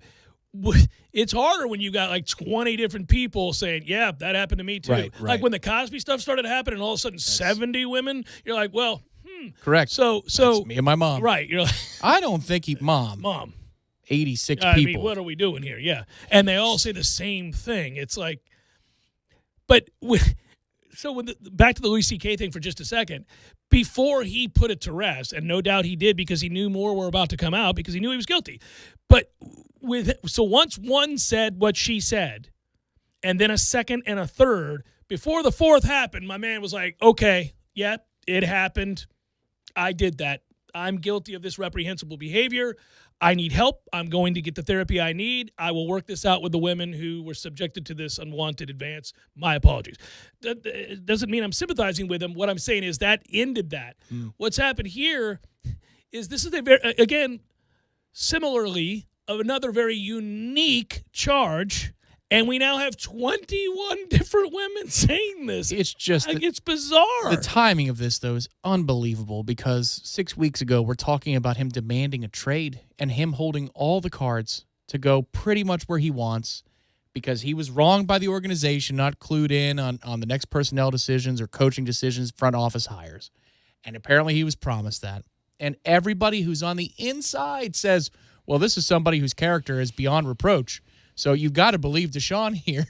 And then it's March 31st, and you're like, nope. The Texans are now in a position where they can full stop recoup the rest of their money they're about because he's going to get suspended. But I mean, Goodell can do whatever a lot he wants. with this. Yeah, yeah. If it goes nowhere from here, he can still do a lot with this. The Texans are going to get all their money back, and they'll be able to hard restart their franchise. It's crazy how the tables have turned. If you're going to talk about just looking about it, looking at a football perspective. From a football perspective, this has really flipped in a bizarre manner. You're right. And think about, there was that team out there that thought we were going to get him, and we've got all the leverage. I mean, we're going to bend over the Texans because they've got nowhere else to go. So we've got everything we need to go out and get a franchise quarterback who's just entering his prime, and now they're like, best laid plans. I mean, it's a good thing we didn't pull the trigger on that deal. Yeah, and there's still a chance that nothing ever becomes of this. But no, again, I don't know. You can't touch him right now. I know. If I'm the Dolphins, well, come on. It's not as bad. I heard the thing in the headlines last segment yesterday, which was about one of our linebackers. And it was the last. Yeah, how my great God. was that? Yeah. Ira. It made the air. Yeah, I was like, okay, well, I suppose it could. It's an honest mistake. Yeah, it was great. It's an honest mistake. Just driving down the road, nothing to see here. That is going over kids' heads, so I suppose we're all right here. That was a question that came in. But the self-stop was my favorite part. Because he heard himself say it. He's like, he knew. He's like, oh, man. Oh, so, hey, I'm not diving into this topic because, again, we don't know what is true and what isn't. And you have to be very careful about these kinds of accusations because it's potentially, obviously, criminal and or career-ending and or also you have to have the respect for the alleged victim. So I don't even dare really dance in these waters right now.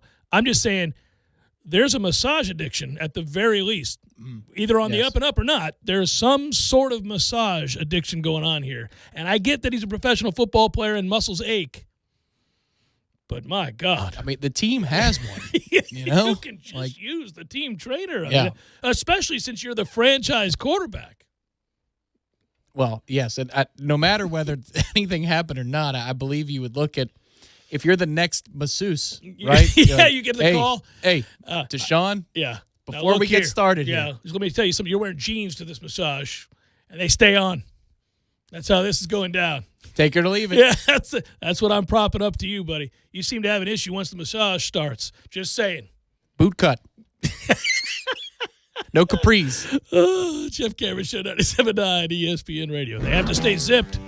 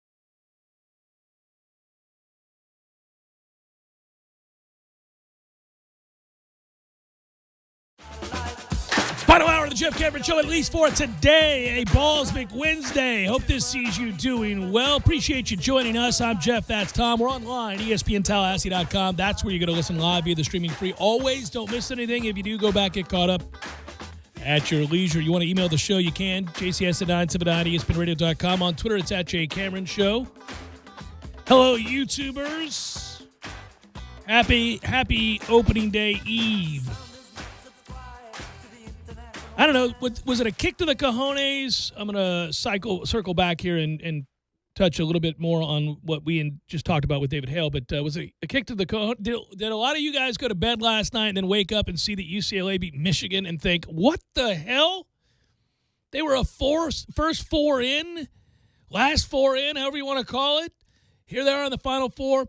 Well, it was a little bit. It was, especially to hold them to 49 points. I mean, that does hurt you a little bit. But it shows you a couple things, again, that I bring up a lot about the tournament, man. UCLA was just not a great team this year. They weren't. And when you watch them in this tournament, you wonder how they weren't, because they have a lot of nice pieces, and they really are defending in this tournament. They get good backcourt play. They've got a star. You see this and you go, man, the tournament is fickle. It is a really weird way. It is the only way because there are so many schools in college basketball participating. Same for baseball. But it's a really weird way to determine a champion because you get these outliers, these moments. You know, this is not unlike Syracuse that year. Had no business. But they get in and they go on this crazy run. They catch fire. Matchups work out for them. Kid can't miss. And next thing you know, there they are. And we're all going, what the hell? There are at least 35 teams off the top of my head that would beat this team by 20 and did during the regular season, right? Like, that's what you're saying to yourself. And then you get into a tournament. Matchups work out, guys get hot, confidence is gained, and voila. Now, it may not end up mattering because I don't think it's going to. It looks like we're going to get what we want. And I've wanted Gonzaga and Baylor, and when I watch these games, pretty consistently, the team that looks like the best team in the country is Gonzaga. The team that looks like the team that could give them the biggest trouble looks like Baylor. But other than that, you're seeing just a free-for-all craziness everywhere else. Wild upsets that people have no business losing or winning, and you see this. It scares you to death if you're ever one of those teams. What I mean is, this has got to be look, I'm not trying to pee on Michigan here, okay? But hear me out.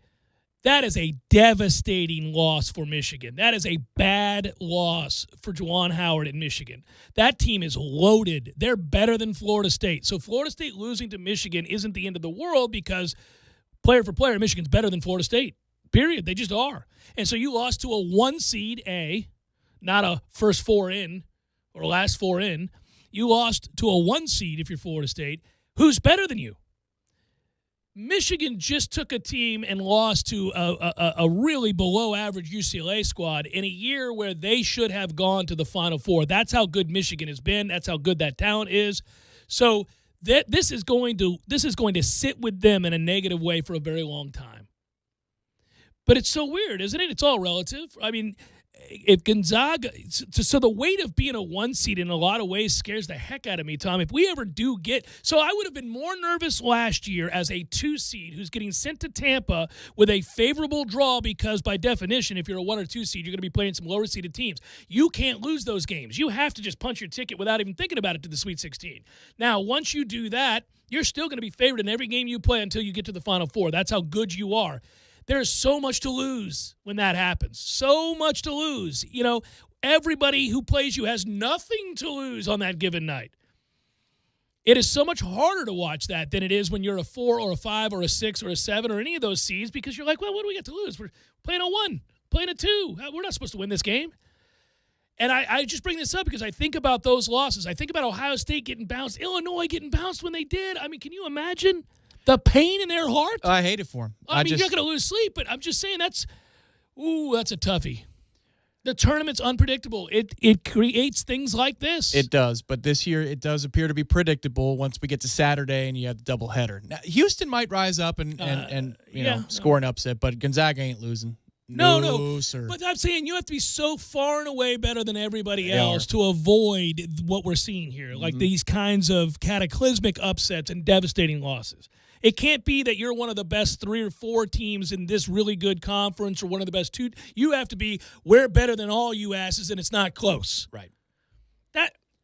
That's hard to build to. If it wasn't Mick Cronin, I would have laughed. But I was like, oh, so, okay. That's kind of funny, but it's Mick Cronin. But what I'm saying is, so people will say, hey, how about Mark Few? Look what he's built. It's amazing. Gonzaga, they've never won a national championship. They've been to the Final Four one time. 21 years. 21 years. So it all changes. It's all transfers, too. I mean, that's the other thing. A lot of these teams are benefiting from transfers. That's the new thing in college basketball. It's not just about one and dones. It's about getting transfers. But what I'll tell you is then, keep it in perspective because they've been building to this point. They've put together a level of consistency that is worthy of being lauded. But don't act like that team's every year going out there to win a national. They've never won one, and they've only been in the Final Four one time. Now, when he wins it, they're going to be, oh, look at Mark Few. He gets it done at Gonzaga. Well, yeah, 2+ decades on in, he did, and he is to be commended for that. But what I'm saying is it's hard. It's really hard. There aren't too many teams that could ever fall back on some sort of illustrious history of going and winning in the Final Four. Duke's one of them. North Carolina's one of them. UCLA's one of them historically. Indiana used to be. They don't matter anymore at all. Indiana doesn't matter. They used to. They were preeminent. Kentucky's one of them all time. They didn't matter this year. I think you're arriving to a place where you're just saying, I hate the tournament. Well, I started to a long time ago. I think, yeah, but I've heard it over the years. No, I have a love-hate relationship with the tournament. On the one hand, I love the tournament because it's unpredictable and fun to watch. I like good basketball, and I like thrilling endings and amazing upsets just like any other person. But I do, if you're ever a favorite, it really feels like the tournament is the thing that sets you up to have your heart broken because there are so few teams that are tabbed number 1 and then breeze on into the final. It doesn't happen. Upsets always happen. Even Coach K, look at his record. It's an amazing record, but he has lost as a 1 seed before getting to the championship game many more times than he's ever won it. He's given himself a lot of cracks at it. Yeah, that's what I mean. Yes, yeah. I mean, you got to win 6 in a row. It's hard to win 6 in a row in anything, in any sport. Yeah, it's set up for you to fail. Listen, if you're an FSU baseball fan, you know this. People love to act as if there was this magic psychological advantage that some coaches had at schools like Texas or back in the day LSU or Miami, the schools that have won multiple national championships in college baseball that Mike Martin wasn't able to tap into, that it was this thing they understood, that Augie Garrido understood and nobody else in baseball understood. But the problem is, if you talk to Augie Garrido, if you ever listen to Augie Garrido give an interview, he'll tell you a few of those were really lucky, and he gives examples. And I've given the example on the air. They were a 1 seed one year. They're down a run, runner at first and second with 1 out in the 9th. They're losing. They're going to lose the series that they're in. They're on their way out. They're You got it. You caught yourself. Yeah, they're about to be bounced. Kid, it's a ground ball to a second baseman who has 0 errors on the year and is going in the first round. It's a tailor-made double play to send Texas home, and he boots it. And the tying run scores, and they go on to win. That's not coaching genius. That's luck. That's what I mean. Things happen, and you just, I don't know, man. It's hard when you have to decide championships that way. That's why if you're the best team all year long in the NBA or the NFL, certainly the NBA, it's 4 out of 7. You're not going to get upset where you could go out and lose a game in the first round against a bum, and you're all right. I hear what you're doing. You're campaigning for more basketball in the postseason of the NCAA. You get to the Sweet 16 and you play 2 out of 3 the rest of the way. Okay, you know how much more money you'd make? Oh, There's a lot more money in that, and everybody needs more money in college sports right now. We're playing into April and May. There it is. One last thing. I didn't get a chance to mention it when we were talking to David. This all stems from this very specific, and I can read it in that paragraph from the article. The SEC and the Big Ten remain the dominant financial forces in college football, from TV deals, merchandising, league championship games, and bowl revenue. The two conferences sent member schools about $45 million and $54 million, respectively, in 2018-2019, the last year for which data was publicly available. The ACC distributed $27 million to each school. You can just stop there. That's correct. Now extrapolate that over the next 10 years. Straight trash. That's your ass is what that is. We got problems. We got real problems. You can't compete because money matters. This gets back to the larger conversation about what Hamilton's been able to do, despite not having said money. What was so tough is when we first started on the FM dial, these were conversations that we were having, and there's nothing you can do. You just have to watch it happen. You're like, this is crashing. None of this is going to work. And it sucks. The money. It's a house of cards, Johnny. You just know. Why won't you listen to me? We're on the wrong team. We've got the wrong conference logo. There's nothing we can do about it, but we're stuck. This is why we go to break with you playing It's My Ass in the Jackpot. That's right. It fits for both baseball and college football in the ACC. This is where it leaves us. It is this right here is what it is. Terry, then you talk to me about that. Okay. You gotta give us a shot. You know what? You gotta give us a shot. Okay, listen to me. Let me hear what I'm saying, okay? You get your shot. You had your shot right there. In the situation. Well, why you know the situation, Terry. Why don't we get a shot, Tommy? Because that makes it worse. Terry, that makes it worse. I know it. But MLB did nothing to that guy. Nothing. Okay, that I can't control. Terry, I can't control that. You know as well as I do. You know where I stand on the whole situation. But that's better than that, Tommy. You know that. Terry, listen, I'm telling you, our ass is in the jackpot now. Okay? Okay, I'm just telling you. You know what? That's you got it.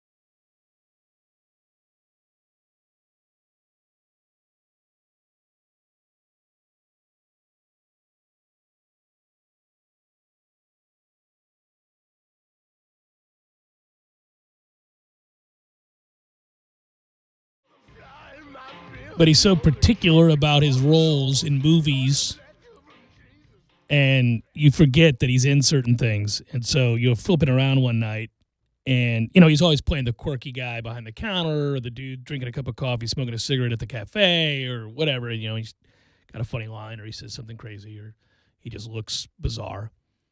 Or he has a great conversation that leaves you, some sort of existential crisis. And, like, the guy walks away and he's thinking about the conversation he just had. And you're like, yeah, Tom Waits would have that conversation. He would say the Bukowski thing. That's what he would do. And you'd be left going, wow, maybe he meant something different by that. I don't know. So I was flipping around the other night, and it was what's the cigarettes and coffee movie? I can't remember the name of it. Anyhow, I was flipping around, and that was on, and he's sitting there smoking. I was like, this is so perfect because it's in black and white, and that he should be in black and white, smoking a cigarette, drinking coffee. Yes, correct. Yeah, it was grainy footage. Yeah, you're like, that is so perfectly him, and it made me laugh.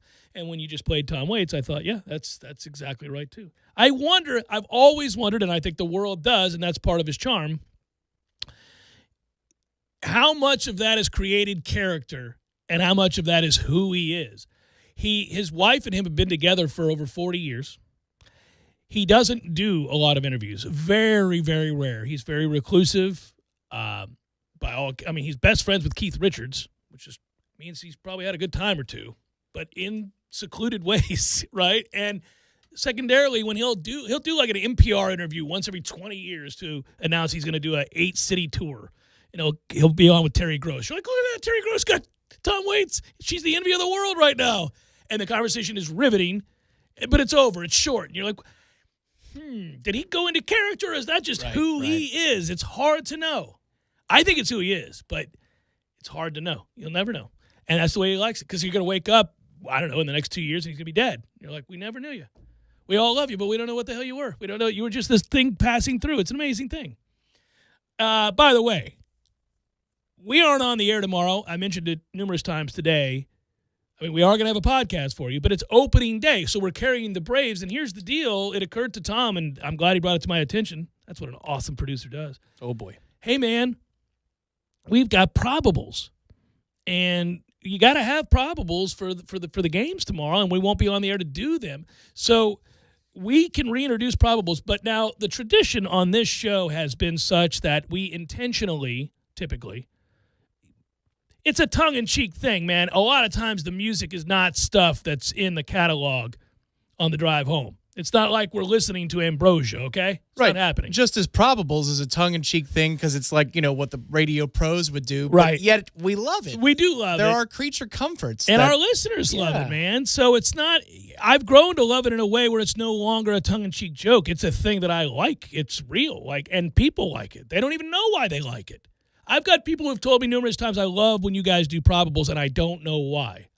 I think it harkens you back to your childhood looking at box scores. I think it, when you were a kid, if you're in hell, Tom looked at box scores, so it's not that long ago that newspapers were relevant. Well, it's getting longer from now. Yeah, I'd say the smell of newspapers as a kid was probably top 5. Fresh cut grass is number 1. But like lifelong number 1. If you got the early, like before my dad could get his meat hooks on the paper, if I you could got read it the first, paper and you had the smell of it, oh, dude. Yes, sir, with a bowl of cereal? Yes, that's a 1-2 punch on a Tuesday morning. Raisin bread for me, sir. Raisin bread? Oh, I eat as a child? Oh, I have a lifelong love affair with raisin bread that exists to this day. There aren't many things in this world that I like more than raisin bread. It would probably be Captain Crunch or Golden Grams in those days. Corn Pops was also a favorite of mine as a young kid. But Cocoa Pebbles, baby. Yes. Solid effort out of Cocoa Pebbles for years. 8 to 10 years old, though, very much the Captain Crunch guy. Count Chocula, Boo Berry, and Frankenberry, all in the rotation for me. Golden Grams, Raisin Bran. If I was going to go old school, I still love a good Raisin Bran. Bowl of Raisin Bran? Frosted Flakes. Nope. Trash? Trash. I agree. Pure trash. Get that off my table. Mm-hmm. I'll throw it. Mm-hmm. Garbage. That was typically the thing if we were on vacation somewhere, tough times.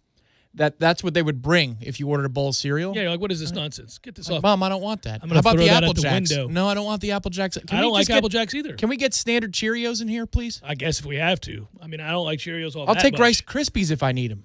Yeah.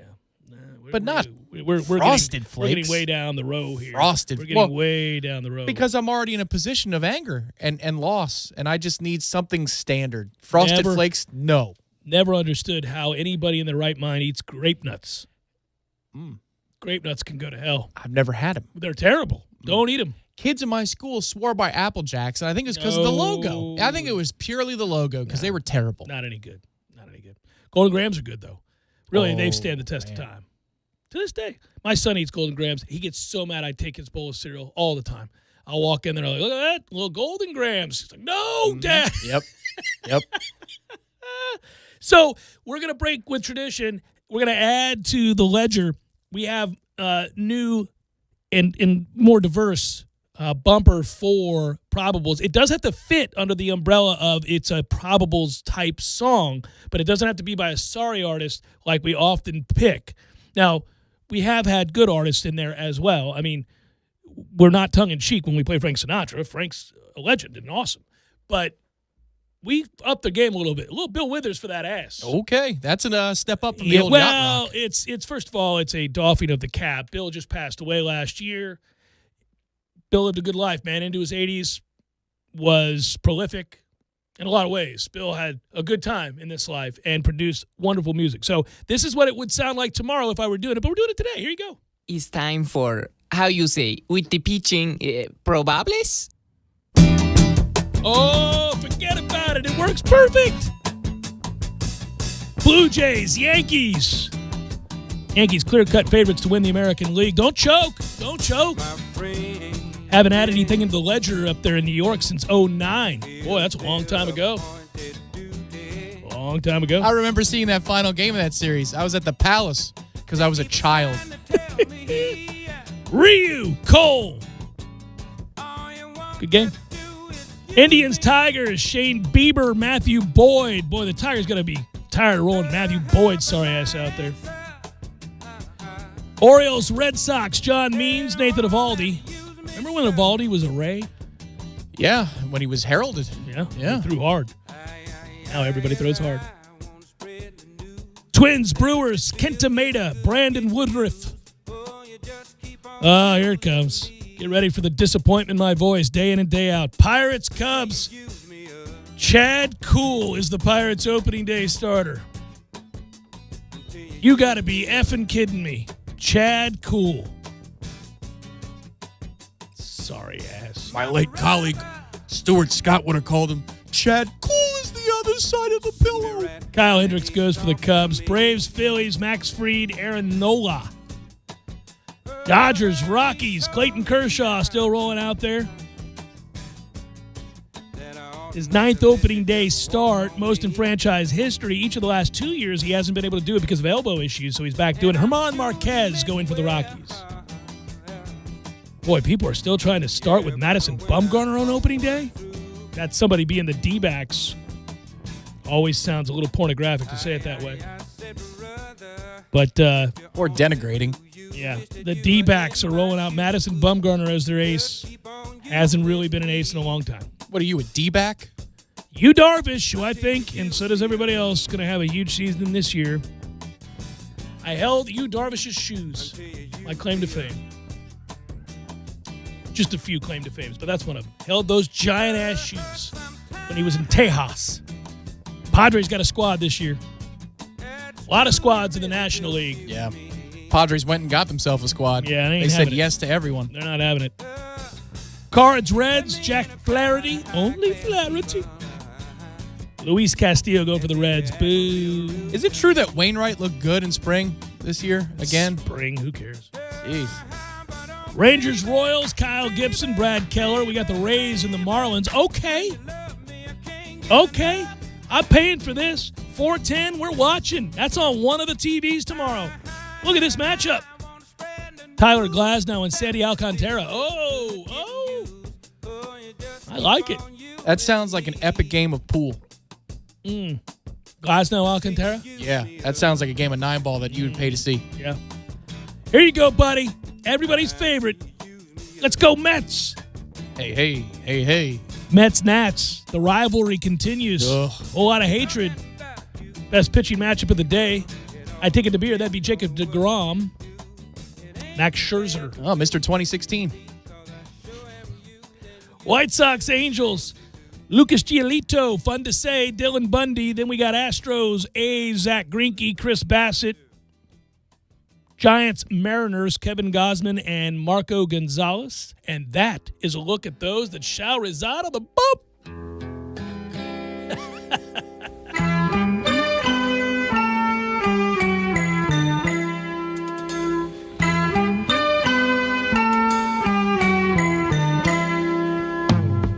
See the curtains hanging in the window in the evening on a Friday night.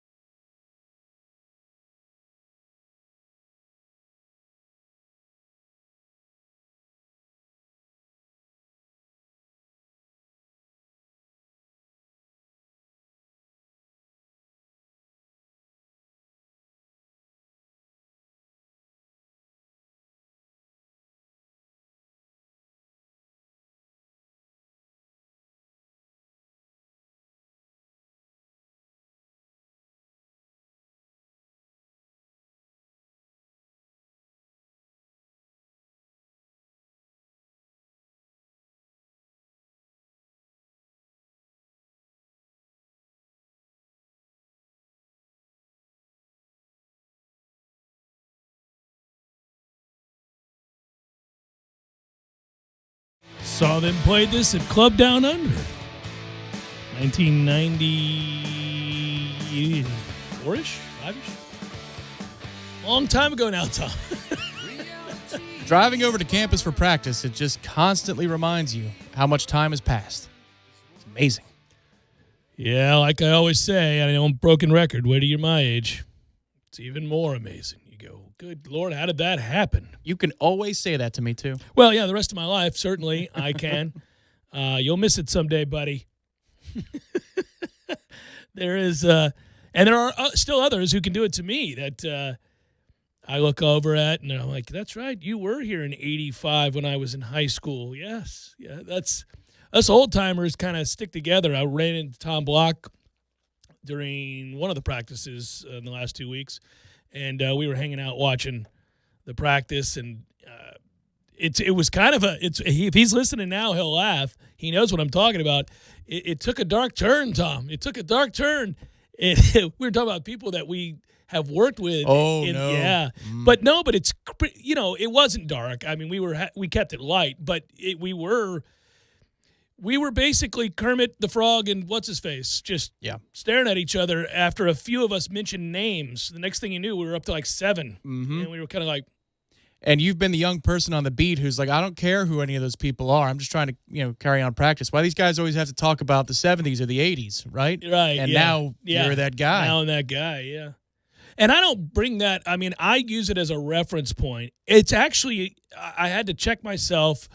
I was saying this yesterday on Headlines, and I think it's true. I remind him I'm good at this because of what you're describing. I watched others do this too much. So I don't want to do that. There's a place and time. You want to hear from those guys. I mean, I like hearing from guys that were here even, I've talked to Jerry Kutz about stuff that he saw in the early 80s that you can learn something about how we arrived at where we're at. You can learn big picture, the history of the program directly linked to this person who's now here. And all the things that came in between that time and this time. But it's what I find fascinating is when I'm watching us practice now, I have to check my brain because what happens is I see an inferior product. I see something that wouldn't hold a candle to what I witnessed in any of the teams of the 90s, not a single one of them. And then I also, of course, the early 2000s. And then fast forward to the dominance of 12, 13, 14, even 15 to some extent. And I look, so that's a lot of time. That's a long time. And then if I go back even further, just when my dad was taking me to games. My brain was, it took that in too. So I saw a lot of the good teams of the late 80s and earlier. And so when I'm looking at 40-something years worth of Florida State football that I either saw in person as a little kid or a student or a fan or a media member, that's a lot. And this team's not good. And it's hard when you look at it, you're like, oh, no, this doesn't match up to 90% of those teams. But that's also a testament to how good Florida State's been. That's correct, but it's not shocking either. Like, for me, personally, being here 15 years now, over half of that time, those 15 years, it's looked like this. Yeah, no, I'm used to this. That's tough, yeah. I'm anybody who went through the decade of the 90s, covering, watching, rooting for, following this team, you saw something that'll never likely happen again. And you couldn't have known it in the time because year in and year out, you walked out there and you're like, Florida State's one of the best 3 teams in college football, period. The question is, do they win the national championship? That's all. That's the only question. It wasn't ever, are you going to win the conference? It wasn't ever, did you have first-round draft picks? The answer was yes and yes. Yes, they're everywhere. First-round draft picks, conference championship, going to happen. You may or may not lose a game this year. And if you do, when and to whom? Yeah, and to whom? And would it be, could you survive it and get to the national championship game? That is all you did. So when you see this, you just, it's hard. And I think it's unfair of me. That's why I'm constantly reminding myself that's not fair to Mike Norvell and his staff. It's not fair to these kids. They had nothing to do with that. Just like Mike had nothing to do with the collapse. He's here to fix it. Well, it doesn't happen overnight. It can't happen overnight. So knowing that, it really, You have to tell yourself, well, you owe it to the listeners, you owe it to the audience, you owe it to yourself to be honest with them about what this team is, while at the same time, phrasing and context and tone matters. If I come on here and I'm angry every day because these kids aren't good enough by the standard I'm referring to from a forgotten time, it doesn't serve anybody. At the same time, I'm not going to come on here and tell you they are good when they're not good, because that doesn't do anybody any good either. It creates false expectations. It creates, one of Willie's big mistakes was creating this idea that they were going to go up and down the field and whoop ass and take names, that there were more good kids on this roster, they just happened to be broken, and that he's here to put his arm around them and get them back playing to the high level of football they're capable of. And so you go on a booster tour and you tell everybody they're going to be good and that you're going to score however many points you're going to score, and then when we see the product and you can't move the ball at all and you're getting beat by middling teams in the ACC, the fallout from that is devastation. You created unrealistic expectations. Now, you don't have to go out there on that same tour and tell everybody that you're going to suck, but you can never overpromise and underdeliver. But what you're saying is you're having a hard time just conceding that 8 wins is good. That's correct. Reconciling. Well, you got to concede it in your mind. You got to let it go. No, I know that, but what I'm telling you is I don't see an 8-win team out there either. I don't think they're good enough to win 8 games. They're not very good. How about 7? 6? I don't know. I'm not at Wake's camp. I don't know what Wake looks like. I don't know. I need to, when we get into the heart of it and we start having, and that's something I'm going to want to do, try to find some other veteran people who have been watching their teams in this conference, because we're not competing with Clemson, which is hard to admit aloud. But we're competing with Wake, with Louisville, with Syracuse, with North Carolina, and NC State. And, like I said, those are the teams we're competing to be better than. And the quicker you can get to there, the sooner you can get to climbing the rungs on the ladder of competing against, let's say Clemson, obviously. So I don't know. I need to thoroughly dive into what those other teams in the conference we're competing with are going to become. Do I know that we're going to be more organized, more buttoned up in the way that we go about our business? Yes, I know that. That's a positive thing. It's a really positive thing, because you give yourself a chance. You give yourself a chance if you know what you are. You evaluate your talent properly and you play to its strengths, and guys have roles and they know what to do within those roles, and you're not completely disorganized and don't have a clue what you're doing from day to day. There's an operational direction and you're all pulling that way. Yes, do you give yourself a chance to be much better just because you're buttoned up? Absolutely you do. But there's a ceiling to that until you get better players. And so I'm trying to reconcile what that is. The funny thing is, this is point positive, as to where you were in your time here in the 90s and where I was. To me, it's not hard to say that we're not competing with Clemson. That ship sailed 3 years ago. And it's going to take maybe another 2 years to even entertain that thought outside of a massive upset like a Pitt game or an NC State game happens, right, where Dabo's laid an egg before. And you've got plenty of examples of that. Even after they won their first national title, where you're like, oh, my God, what are they doing? Last year against Boston College. So that's out there. I get that. But that's not the same as competing with Clemson. It's not the same. Those are outliers. They got better players on the 2 deep across the board. And for my college experience in the lost decade, we did compete with the Wake Forest of the world, and we lost to them. And Boston College, and we lost to them. I've been here before. This is real estate that I recognize in town. So for me, this is a lot easier to take in and to kind of assess, because the anger factor was beaten out of me by about my sophomore or junior year of college, when I was like, oh, it's just not going to get any better than this.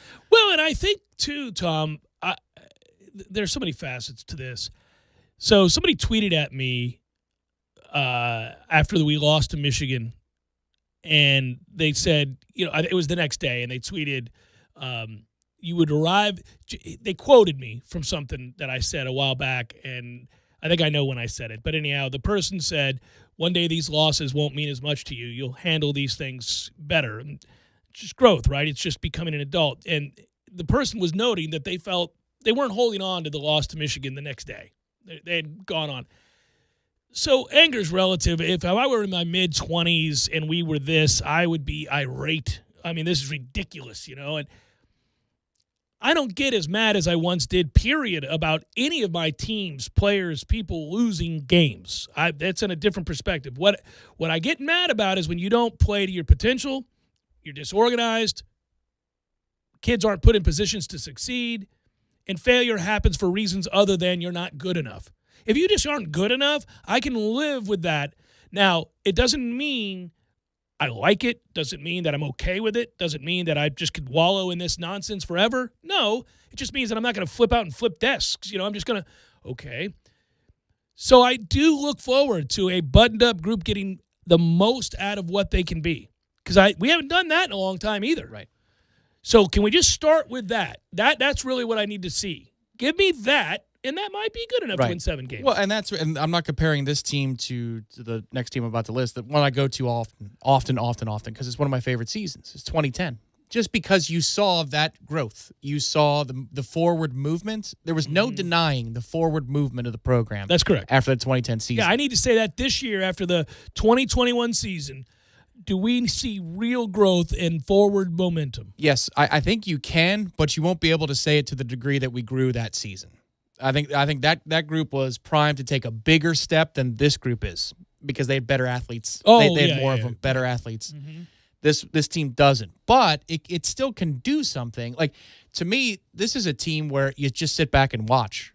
You know what I mean? Like, you sit back and you watch. You're not resigned to being terrible, but you're also, okay, let's see how much damage you can do. And from that perspective, like a baseball club that's coming off of a bunch of 70-win seasons, and you're just trying to get to, can you get to 500 this year?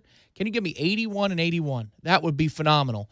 And if that's the goal, sure, you're not on the edge of your seat September 15th because there's a pennant on the line, but you're invested in a brand new way. Like, I feel like I think we're on the upswing, but they're just going to be kind of stuck in the mud for a little bit, and maybe by the end of fall camp, you might have a couple more guys. Yeah, I think it's good development. Okay, so we've got a couple extra wrinkles. Right now, it's the coaches' minds and perhaps the bodies on defense that'll get you somewhere close to 7-5. There's no doubt that I can walk into a season understanding that is the goal and that is the fair-minded process. That's the way one goes when they recognize that talent levels don't just change overnight.